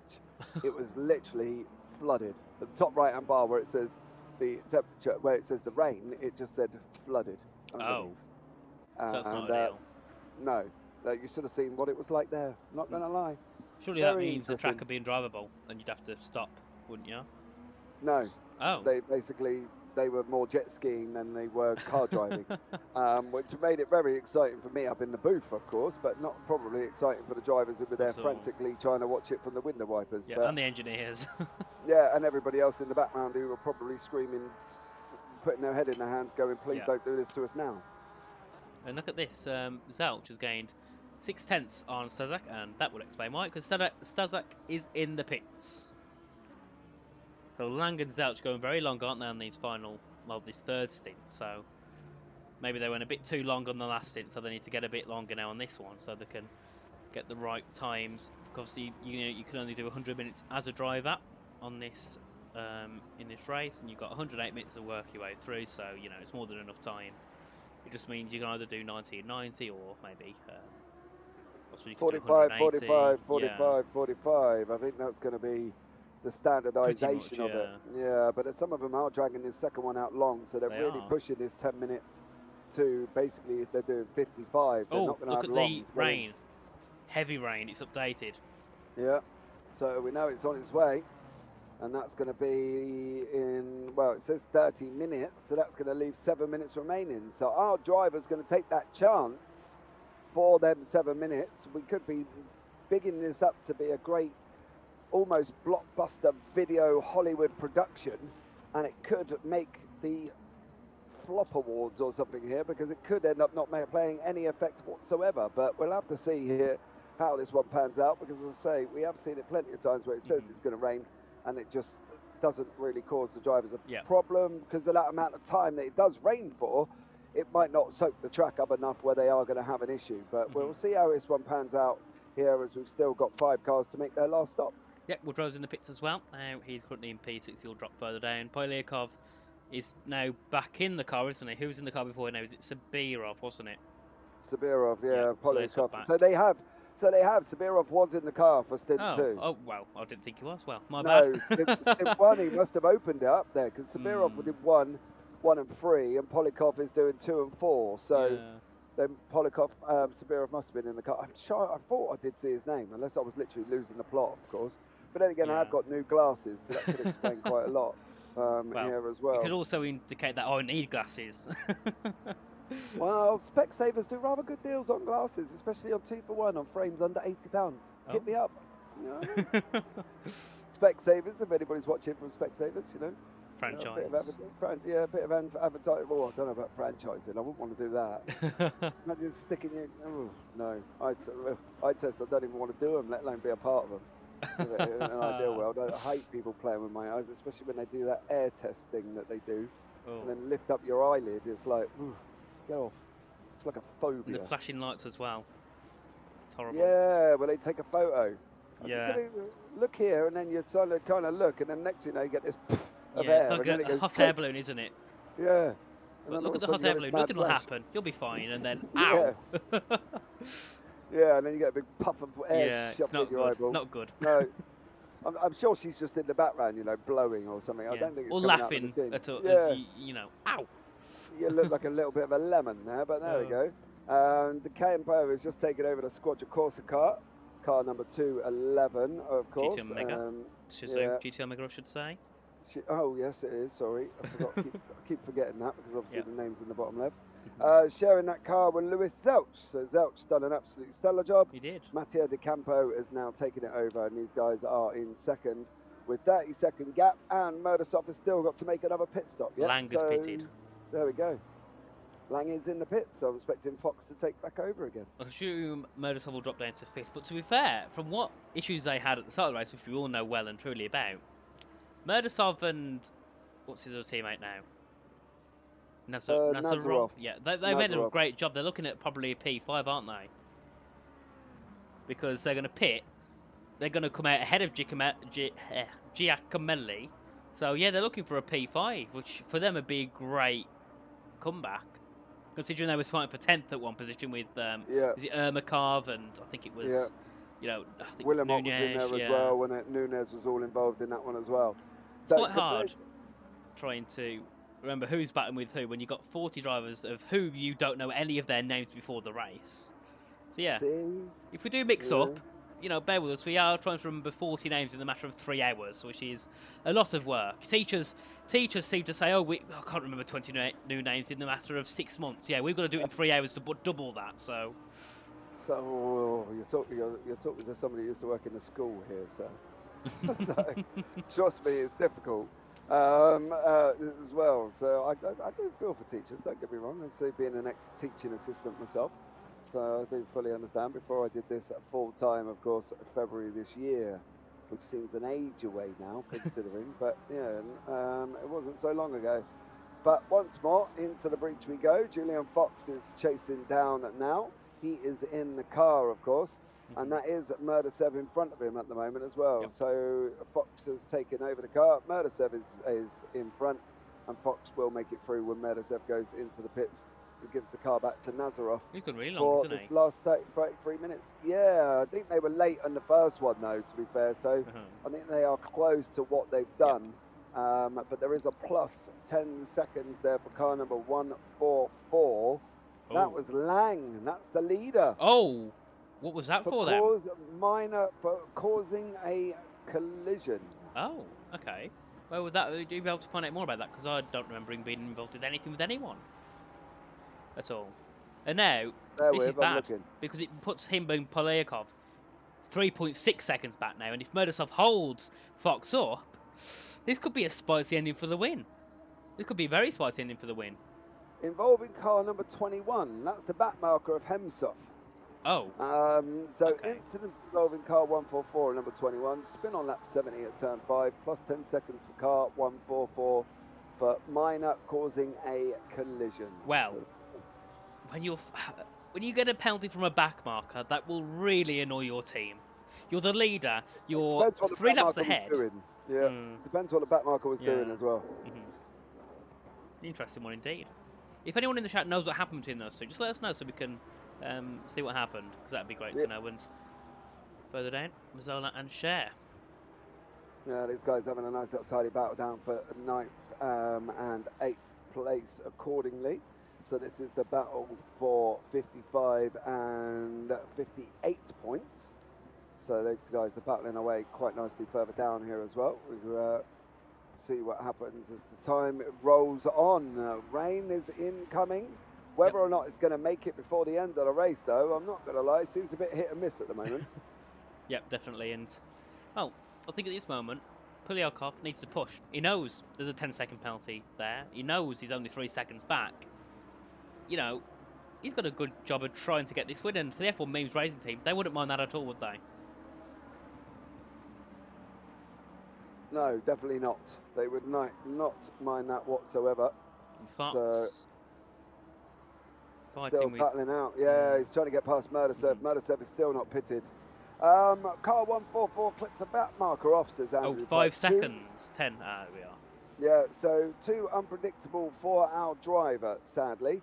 Well, that's the thing. I think that's exactly what we were talking about as well. When we're talking about predictability, facilitating the pass, making sure you get yourselves in a position where they are able to overtake. And they don't seem to realise the situation. They read rules that says it's there as an advisory. No, it ain't. It's there to tell you a faster car is coming and try and facilitate the pass and move out the way. It isn't there to say be unpredictable, running down into a hairpin and then moan about the fact that you got dived at the hairpin. Well, I'm not being rude. If you're running down here into turn 1, you have got a whole straight to lift off, right? You make a fair point. You make a very fair point. No, I do make a very fair point, but people don't understand it. They're like, James, they're only advisory. Yeah, they are, but then you're going to moan about, especially in multi-class, LMP2s and GT3s. Yeah, and the 4s. GT3 driver moaning about the fact he got dived by an LMP2. Well, you are running them into the straight here, and Fox, you just need to be careful, bud, because you don't actually need to do that. That was a close one. Murdersev's got to go into a pit, so stay out of it here, mate. You let him go into the pits. He's got one more to do. If he doesn't, there's a DQ coming, and about 10 minutes for him anyway. Rain. It won't. We'll see. Yeah, 10 minutes till the rain arrives. Right, okay, so that's going to leave us 19 minutes on the clock, so we'll see if that's going to affect it.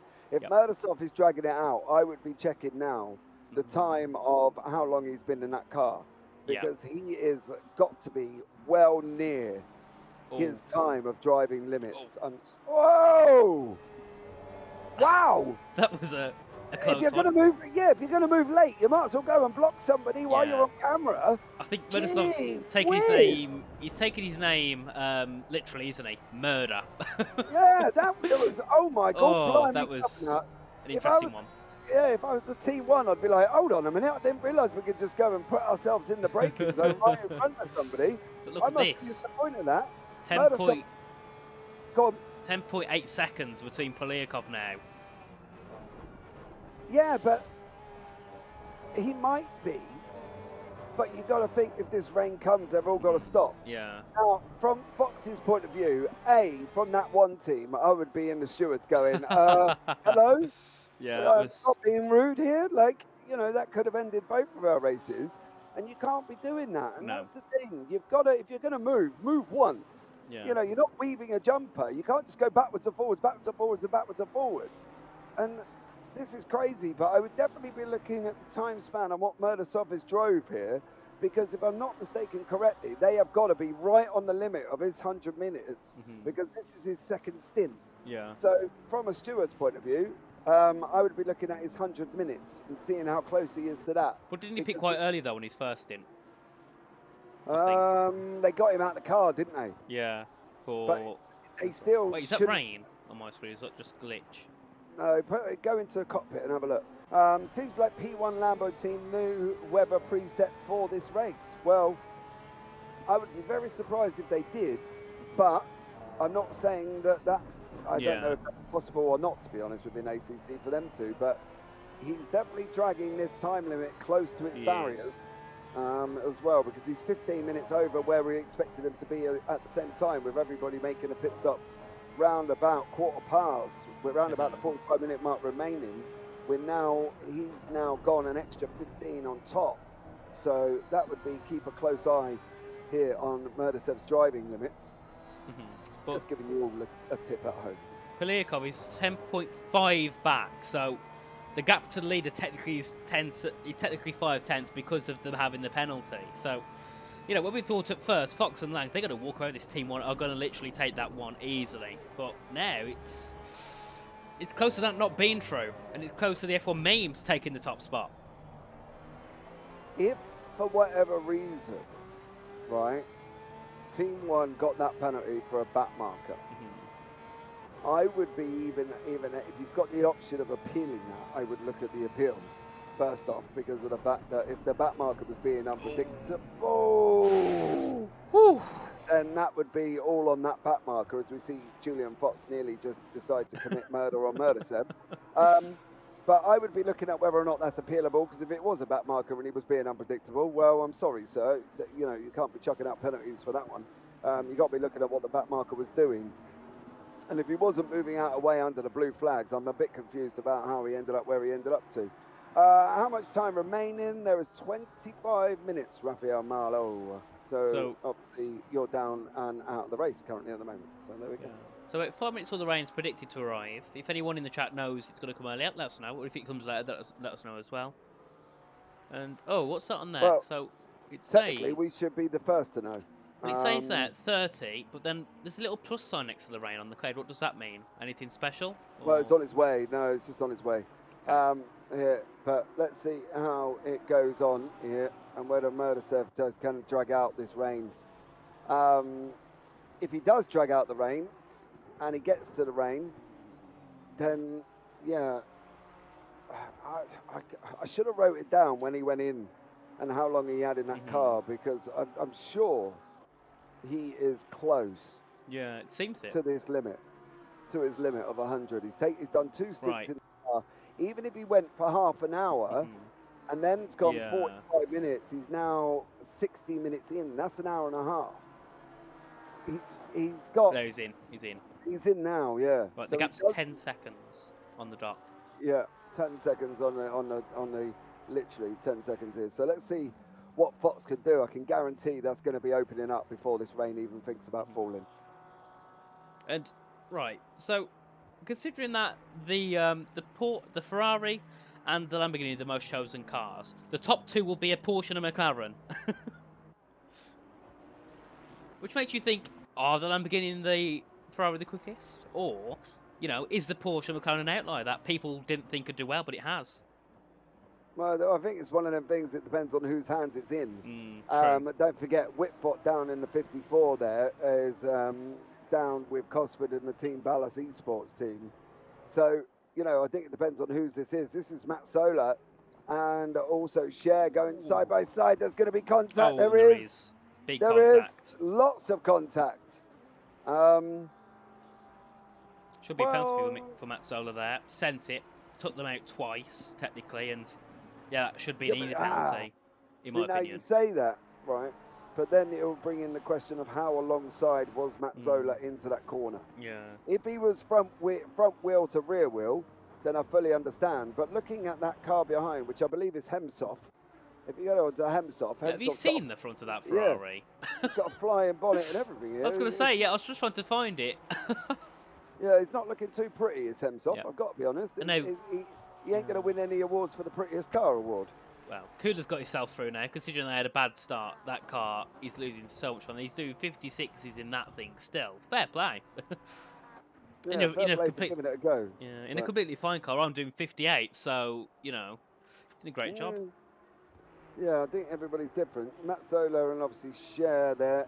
I'm not entirely sure if there is. Rocket Sim Sport will be putting in a protest that's deciding the fact that Matt Sola made a space when there probably really wasn't one to be made. Yeah. But clearly, from Matt Sola's point of view, we might argue about the fact that he was alongside. So, hit or miss here. Where is Nazarov? Nazarov is 5th now, with Wilson and Polyakov and Fox. So they're in front of them. That's the BMW of Vasilev. He's down in 13th in front of this car. So what's Nazarov going to do? As he's going to try and battle Vasilev there as well. So it's going to be interesting to see what that back marker does. Obviously, if he pulls up early, I'd be very surprised. But he might wait as much as he can here. And Whitver gaining a lot on share now as they come through up towards the Schumacher S section. Yeah, they got to about 1.2. It was about 3 or 4 at one point. Now we are. Luciano Whitver, he's done a really great job. Same with Cody Cosford. You know, the first hit was a bit snappy, a bit choppy, but they've got into that second, third in this final stint, and then they're doing a really great job now. I'd say in terms of consistency, they're probably one of the most consistent teams out there so far. Well, they're the ones who've probably had the least amount of drama, I think. Don't forget, that's obviously one of the things we've got to look out for, is which teams have been out of the trouble the most, and probably this team here have been out of trouble the most. We're going into 20 minutes, as according to the weather, we're going to have rain in 10 of it, but I don't see anybody's window wipers going yet. Nope, or it was 19 minutes, wasn't it? About. Yeah, it's been a long old time since the rain was predicted to be coming, but it's just not here at the moment. Nope, and hopefully it will be soon, because we need something to spice up this ending. I think at the moment we've got the battle for the lead, which is quite intense. You know, it's technically Polyakov now with the race win. But then you've got battles further behind. You've got Whitver, Nunez, who's also getting involved as well, and Cher. If he can bring up some pace, he can pull Whitver to Nunez along to the back of Mazzola. So, yeah, it's going to be an interesting ending. And also Mazzola could have that penalty. That could drop him behind even, could drop him behind Nunez. And Santo's gone off, I think. Or was that some sort of mistake? Because it was yellow for him. Yeah, I think he made a mistake there, unfortunately, for Santo. So he has there. I'm not seeing anything popping up in the stewarding booth currently at the moment, as Whitbot here is fighting out with that 22 of Cher in front of him. And Nunez behind it. Yeah, so these three are back together once more. Cher's had a little bit of his feathers have got ruffled, should we say, from Mazzola. And now, unfortunately for Cher, he's now got Whitbot behind him in that Porsche, who's ruffling his feathers even more. So let's see if Cher can hold on once more. Here we come as well. Window wipers are going on. Whitport's trying to go around the outside. That's not going to work. The rain is on its way. How heavy is it going to be? Can these drivers hold on for 19 minutes? That's going to be the question. Don't do this. You're going to end up in a gravel if you try that. Oh, silly boy. Silly boy. You had such a run on him, and now you've just put yourself under pressure. Whitpot there with Nunez behind him. Nunez is going to try and go around the outside of NGK. There's contact again. There's more contact, not NGK, sorry, they're a little bit further back than that. And there's still bustling and rustling, but Whitpot pulled that on himself there by making that silly move on Cher that then put himself in the production as they're coming into the NGK chicane. He's trying to open up the inside door. Yeah, let's go forward again. There we go. Nunez manages to hold on, but near enough, it could have been dangerous there as well. Pits. Racing incident from car 202 and no. Oh, okay. That's an interesting one. That being a race incident, that's not something I entirely agree, but then again, I'm not a steward. But yeah, that's something. No, the rain's coming down heavier and heavier. We'll go on board with the passenger view, and you can see them all going deep there. That was Cher going really deep, allowing Whitbert and also Nunez through as well as we come through. The Mercedes are in, and also that's a back marker. Nearly, is that the leader? It is the leader. That's the leader, yeah. Leader's caught up with him. He needs these cars out the way. Oh, Fox needs these cars out the way. They're waving flags. blue flags frantically, which generally moves, please remove yourself. Obviously, appreciate you're in a battle, but these are the leaders here. I do get that side of it, but I think if people are going to start sliding off all over the place, and it looks like Cher's the one struggling the most at the moment in that car currently here, Cher in that Ferrari. It looks like he is struggling once more in as the rain starts coming down now with 17 minutes remaining. Oh, there he goes. Fox up the inside, give him room, he is the leader. Oh. He gets through. Yeah, makes you very worried as they're going around the Dunlop curve and up through the Schumacher S's now. And next, I believe, would be Whitvet, isn't it? He's sitting in P8. P8, yeah, they've lapped everybody basically up to P8 at the moment. Which is a great job for them. Yeah, they've done a stellar job. They've just got to open that gap up to Polyakov. With that 10 seconds, they're either going to be looking at taking it out on the pit stop, or I don't know whether or not they're allowed to add it on at the end. Surely it must be added on at the end because... Well, it depends if they stop. If it rains, yeah. If it rains, they might take it out there and then. The rain time, yeah, they might have to try and go in. But let's see how it goes on. Is anybody going to be coming in? Heavy rain in 10 minutes' time. Yeah, well, they're not going in. They're not going in. They're all going round again here, Nathan. So this could be even more interesting by the end of this lap. Oh, that's Piligov there. Nearly going right over the ground. You can see now these tyres, these cars are really not being suited to this weather. And that's someone in already. That's, I believe, Panfirov now into the pits. along with someone else. I'm sure I saw someone else entering the pits. It could have been a back marker. Yeah, it was Garza. He's into the pits now, and De Campo, look at this, he's gaining a lot on the back of Wilson there. They're 1.5 seconds abreast as they come down this back straight in towards turn 1, and the gap between the leaders, 8.8 seconds. So at the moment, by a second, Polyakov, F1 Memes Race Team are the winners ahead of the Team 1 of Jay Fox and Benjamin Lang. You're being treading on brave ground there, saying that they're going to be the winners. Well, it's just what it says on the screen. But you've got to think they've got to go into the, if they're going to go into the pits and put wet tyres on, the rain's only going to last for a brief period of time. You can see it there on top of your screen. It is going to just back off again. So it could be that they could end up opening this gap up. Little traffic nightmares today. I feel your pain, one. I'm not going to lie. If that incident was caused by a back marker, I would be in that steward's room saying, hello, deal with this, please, because he shouldn't have been there. So you've got my backing on that one. And I'm big on the whole blue flag, back marker, please remove yourself kind of rule. So, yeah, he's got past Whitford now as Fox. So he is managing to keep that time steady at about 9.2 seconds. So let's see. Oh, big slide from Nunez there. He's struggling as well once more in that Ferrari. Nunez having a bit of a rough one in that Ferrari currently at the moment for the Simply Race Esports boys. Is anybody going to go in? They're coming up the top part of the circuit.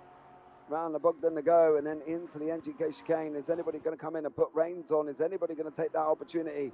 What about the leader? Is it wet enough for rain, one? Is it wet enough to go into the pits, do you think, and change tyres? Let me know. Oh, that's Joe Sher. He's gone off and he's heading into the pits. The gap now, look at this, it's coming down heavily. 7.8 now. 8 seconds to Fox and Polyakov.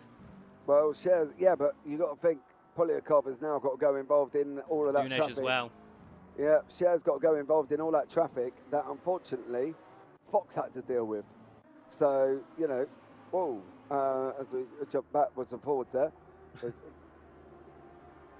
Let's see how these all get on now. But obviously, Polyakov has now got to deal with the traffic at the same time as, obviously, the one boys have. So, you know, it's going to swing in roundabouts here for the 144 for Team 1. As hopefully Polyakov has got to try and join in with this traffic match as well. And if they are going to pit, they're going to have to do it soon, I think, because they're not going to be able to run this for another 30 minutes if it carries on like this. No, it's getting worse and worse, and the rain's getting heavier and heavier. So, yeah, it's going to be an interesting end. Do you pit, do you stay out? That's, you know, it's the gamble you've got to make. And with the pit stops being so long here, it can really lose you out as well if you decide to pit. Yeah, definitely. I think that's one of the things that they're going to have to. Why don't you have the time left of the race showing to us? I can't. Well, we can only show you what we've got available to us, I'm afraid, young man. 13 minutes remaining. There's 13 minutes remaining, so you count it now. The extra pit stop losses more time than just hanging in there with slicks. Okay. But the question is, I suppose that is a possible for good drivers, but some of the drivers, if they can't handle these conditions, you know, is it worth pitting instead of smashing into the wall? Well, yeah, but it depends on whether or not Fox can handle the rain conditions. Which I think he should do. He's a very quick driver. Yeah, exactly. So if he's got that ability, he might be able to hang it on. But I think the top guy should be fine. Yeah, definitely. I think they have to see how they get on. But, you know, it's going to be tough. Whitford now, going for a move on Mazzola. This is down in towards the Coca-Cola curve. The final corner, and that's it. There we go. Mazzola going wide. Whitford going to have the inside line. Bit of contact between the two as they exit the final corner. I believe this should be a job done for Whitford because he's got that slipstream down to the first corner. Yeah, it should be job done and finished. Whitford's not going to be able to make it round the outside, I don't think, this time around. He's going to be trying running that outside line. He's not going to be able to do it. Is he going to try to cut back? He's gone in deep. Whitford has managed to get through, so Whitford is through here as well. Stellar job from him. Yep, and De Campo chasing down Wilson in towards turn 1. These two been having a pretty decent battle. The gap's been coming down and down and down, and there we are. We get to this point. We've got the two Lamborghinis fighting for that podium position, 3rd and 4th. In these wet conditions, it makes it even harder to fight for that position, and there we are. In 30 minutes' time, the rain will be gone, but in 30 minutes' time, we're not going to be here. We've got 11 minutes to go, so we've got the worst of the rain still to come. Yeah, they have. It's how they're going to handle this as well. Un pecado pavo un termo tempo más pronto, says Alex Alves. Boas Romalo. So there we go. What's that mean? It means... You don't know because you don't speak Italian. I don't know if that's Italian, is it? It might be Italian. Italian or Spanish? Polish, Spanish no, or it's Spanish? it's not Spanish. I'm learning Spanish. That is not Spanish. Oh, well, it's Italian then, I'll surely. probably go yeah, or that or Portuguese, but I don't think so. Hold on. I'll give it a Google. You keep talking. Well, we head there with De Campo chasing Wilson through. I believe the Schumacher S's now. These soon we fight for that third there, 3 tenths back, and De Campo has been, along with his teammate, have been seeming very quick, a lot quicker than these guys ahead. Wilson, he's in car 67. I've forgot the name of the team. I believe it is, yeah, well, we can't see the name of the team because I haven't got a custom livery, so it just says Iron Links, which is a team that is available in the game itself. As they now head out of. It says, I'll give you the translation. A bit silly not having the time, but that's it. Oh. Well, yeah, we can only use the tools that are available to us, gentlemen, I'm afraid. Thank you very much for that. If the time was able to be put on there, we would put it on there, but we can't, so... I can't really magic it up there, unfortunately. But if you do need to know the time of the race, just let us know in the chat. We'll let you know straight away. So, there's no harm done at all. Just let us know, and one of us will inform you. Probably James, as I haven't got it up on my screen. So. Yeah, we've got 9 minutes. So there we go. It's Portuguese. Thank you. But yeah, 9 minutes remaining. Obviously, if we would give you that ability, we would quite happily give it to you. But here we go now as we're coming in. Let's see. I was greeting Romalo and the message before. Oh, okay. Well. You've translated. I did. It said a bit silly not having the time on the screen. Sorry, Alex. Google translates. Wonderful thing. And it picks up the language for me. So that's absolutely amazing. By the way, cheers to the commentators. Oh, suck up.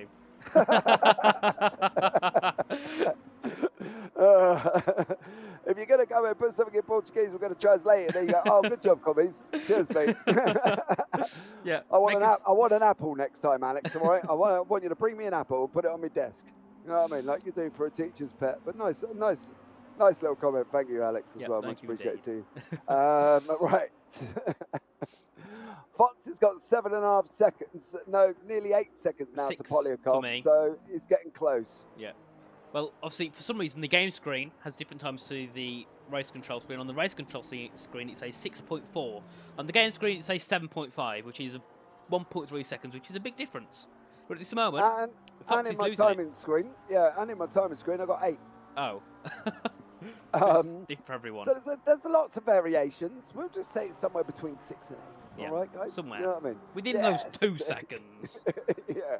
See, Alex, aren't you lucky that we don't take it seriously? We have a good time while we're commentating. Otherwise, you'd be banned and blocked and kicked out by now, Mr. Alves. I don't know, comes in here, speaks in Portuguese, makes me use Google Translate and commentate at the same time. Oh, Nunes. Blimey. Yeah, Nunes in front of as well. But Polyakov looked like he was, I think there was somebody in front. Who are they back? That's, it's not who's Posyakov's teammate?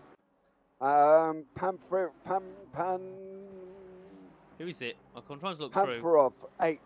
8th. There we go. Panferov, I believe it is. Panferov is battling away there as well. De Campo. Campo's trying to come through on them both.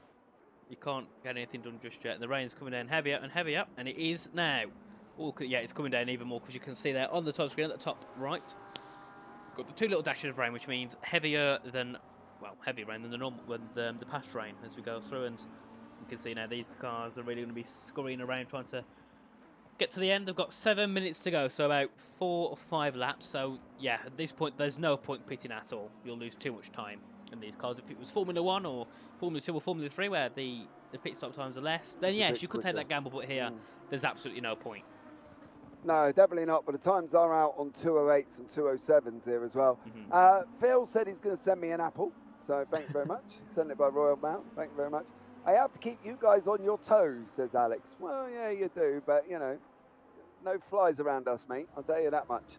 We're on the ball here. We can tell you the information. What would you like to know? Apart from don't ask me how long's left. I can still tell you there's 6.5 minutes to go, Alex, all right? As you come through, and there we are. Team Shizou doing a great job. I love Team Shizou, and I've been rooting for them throughout this, mainly because I know who they are.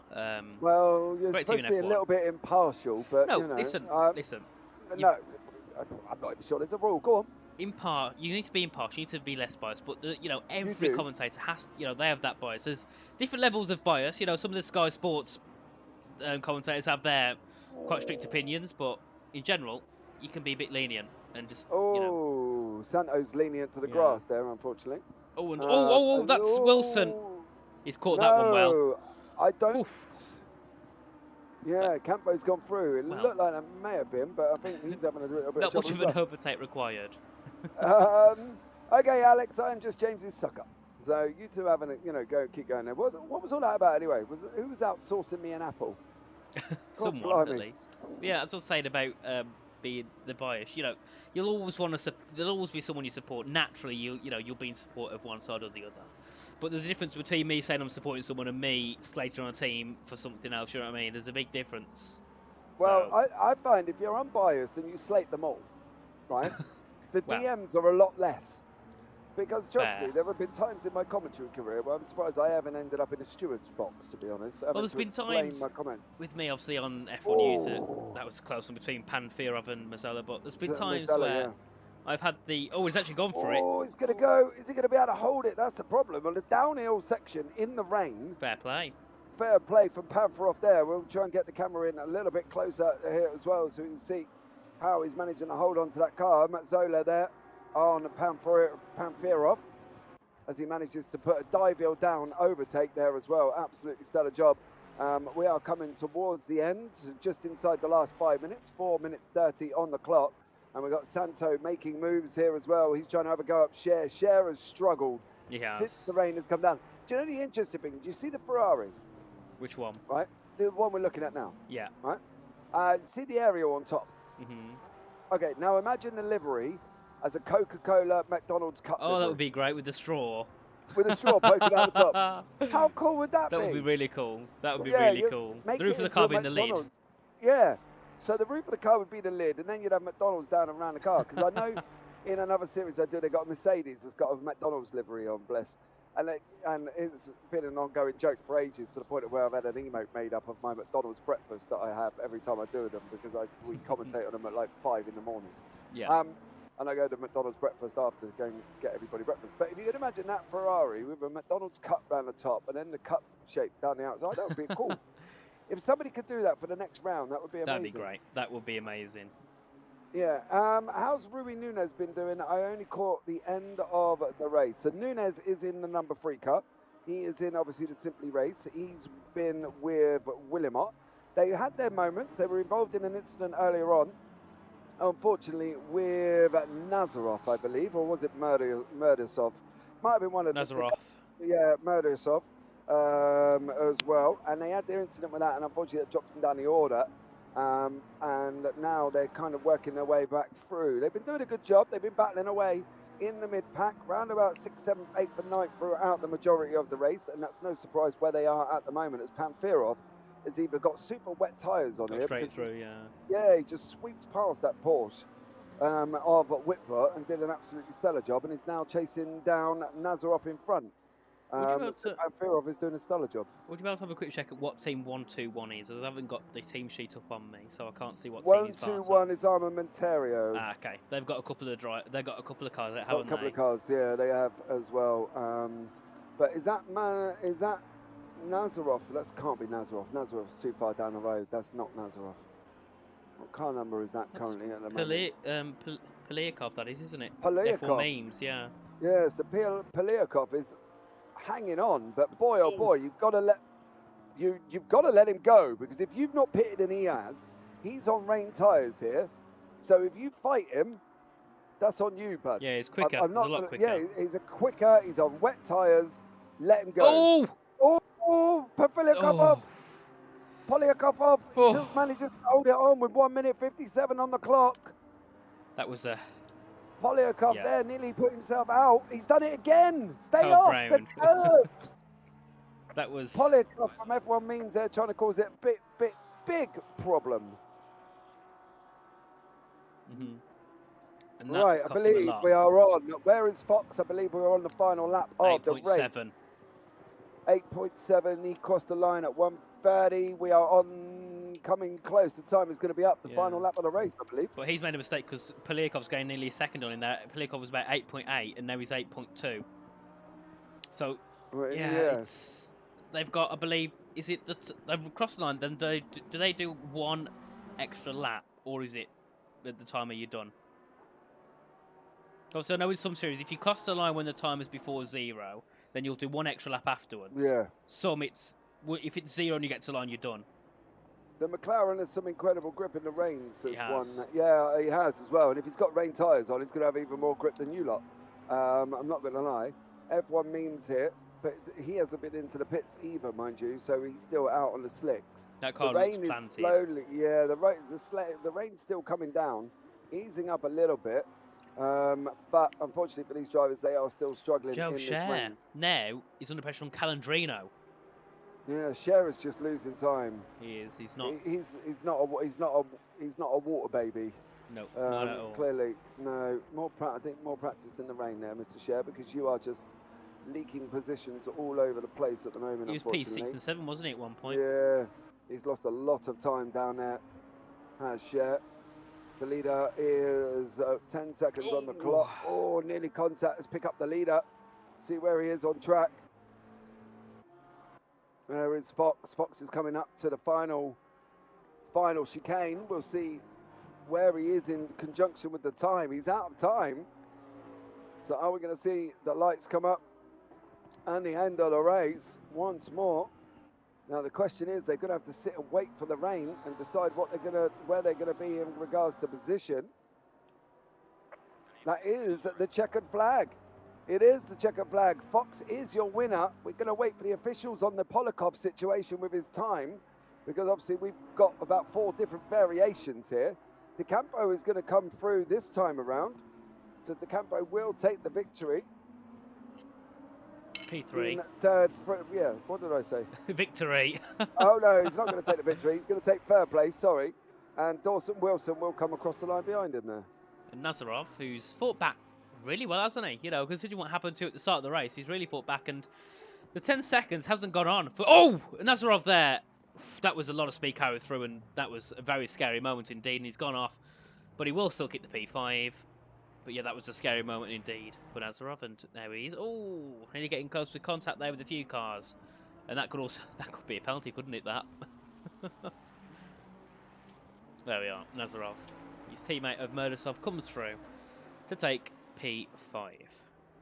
All job done. Nazarov causing a problem that Murdasov did in the chicane the first time. What a race, well done. It was an incredible race as well. We've still got 4 more rounds to go. Don't forget here as well, and some epic tracks coming up once more. Imola's in there, Silverstone's in there as well, and it's going to be an epic fight in this championship as well. As we go to Imola next, then Valencia, then Spa-Francorchamps, and then Silverstone. We're just waiting for Vasiliev to cross over the line, and we'll bring you up the final results here this evening as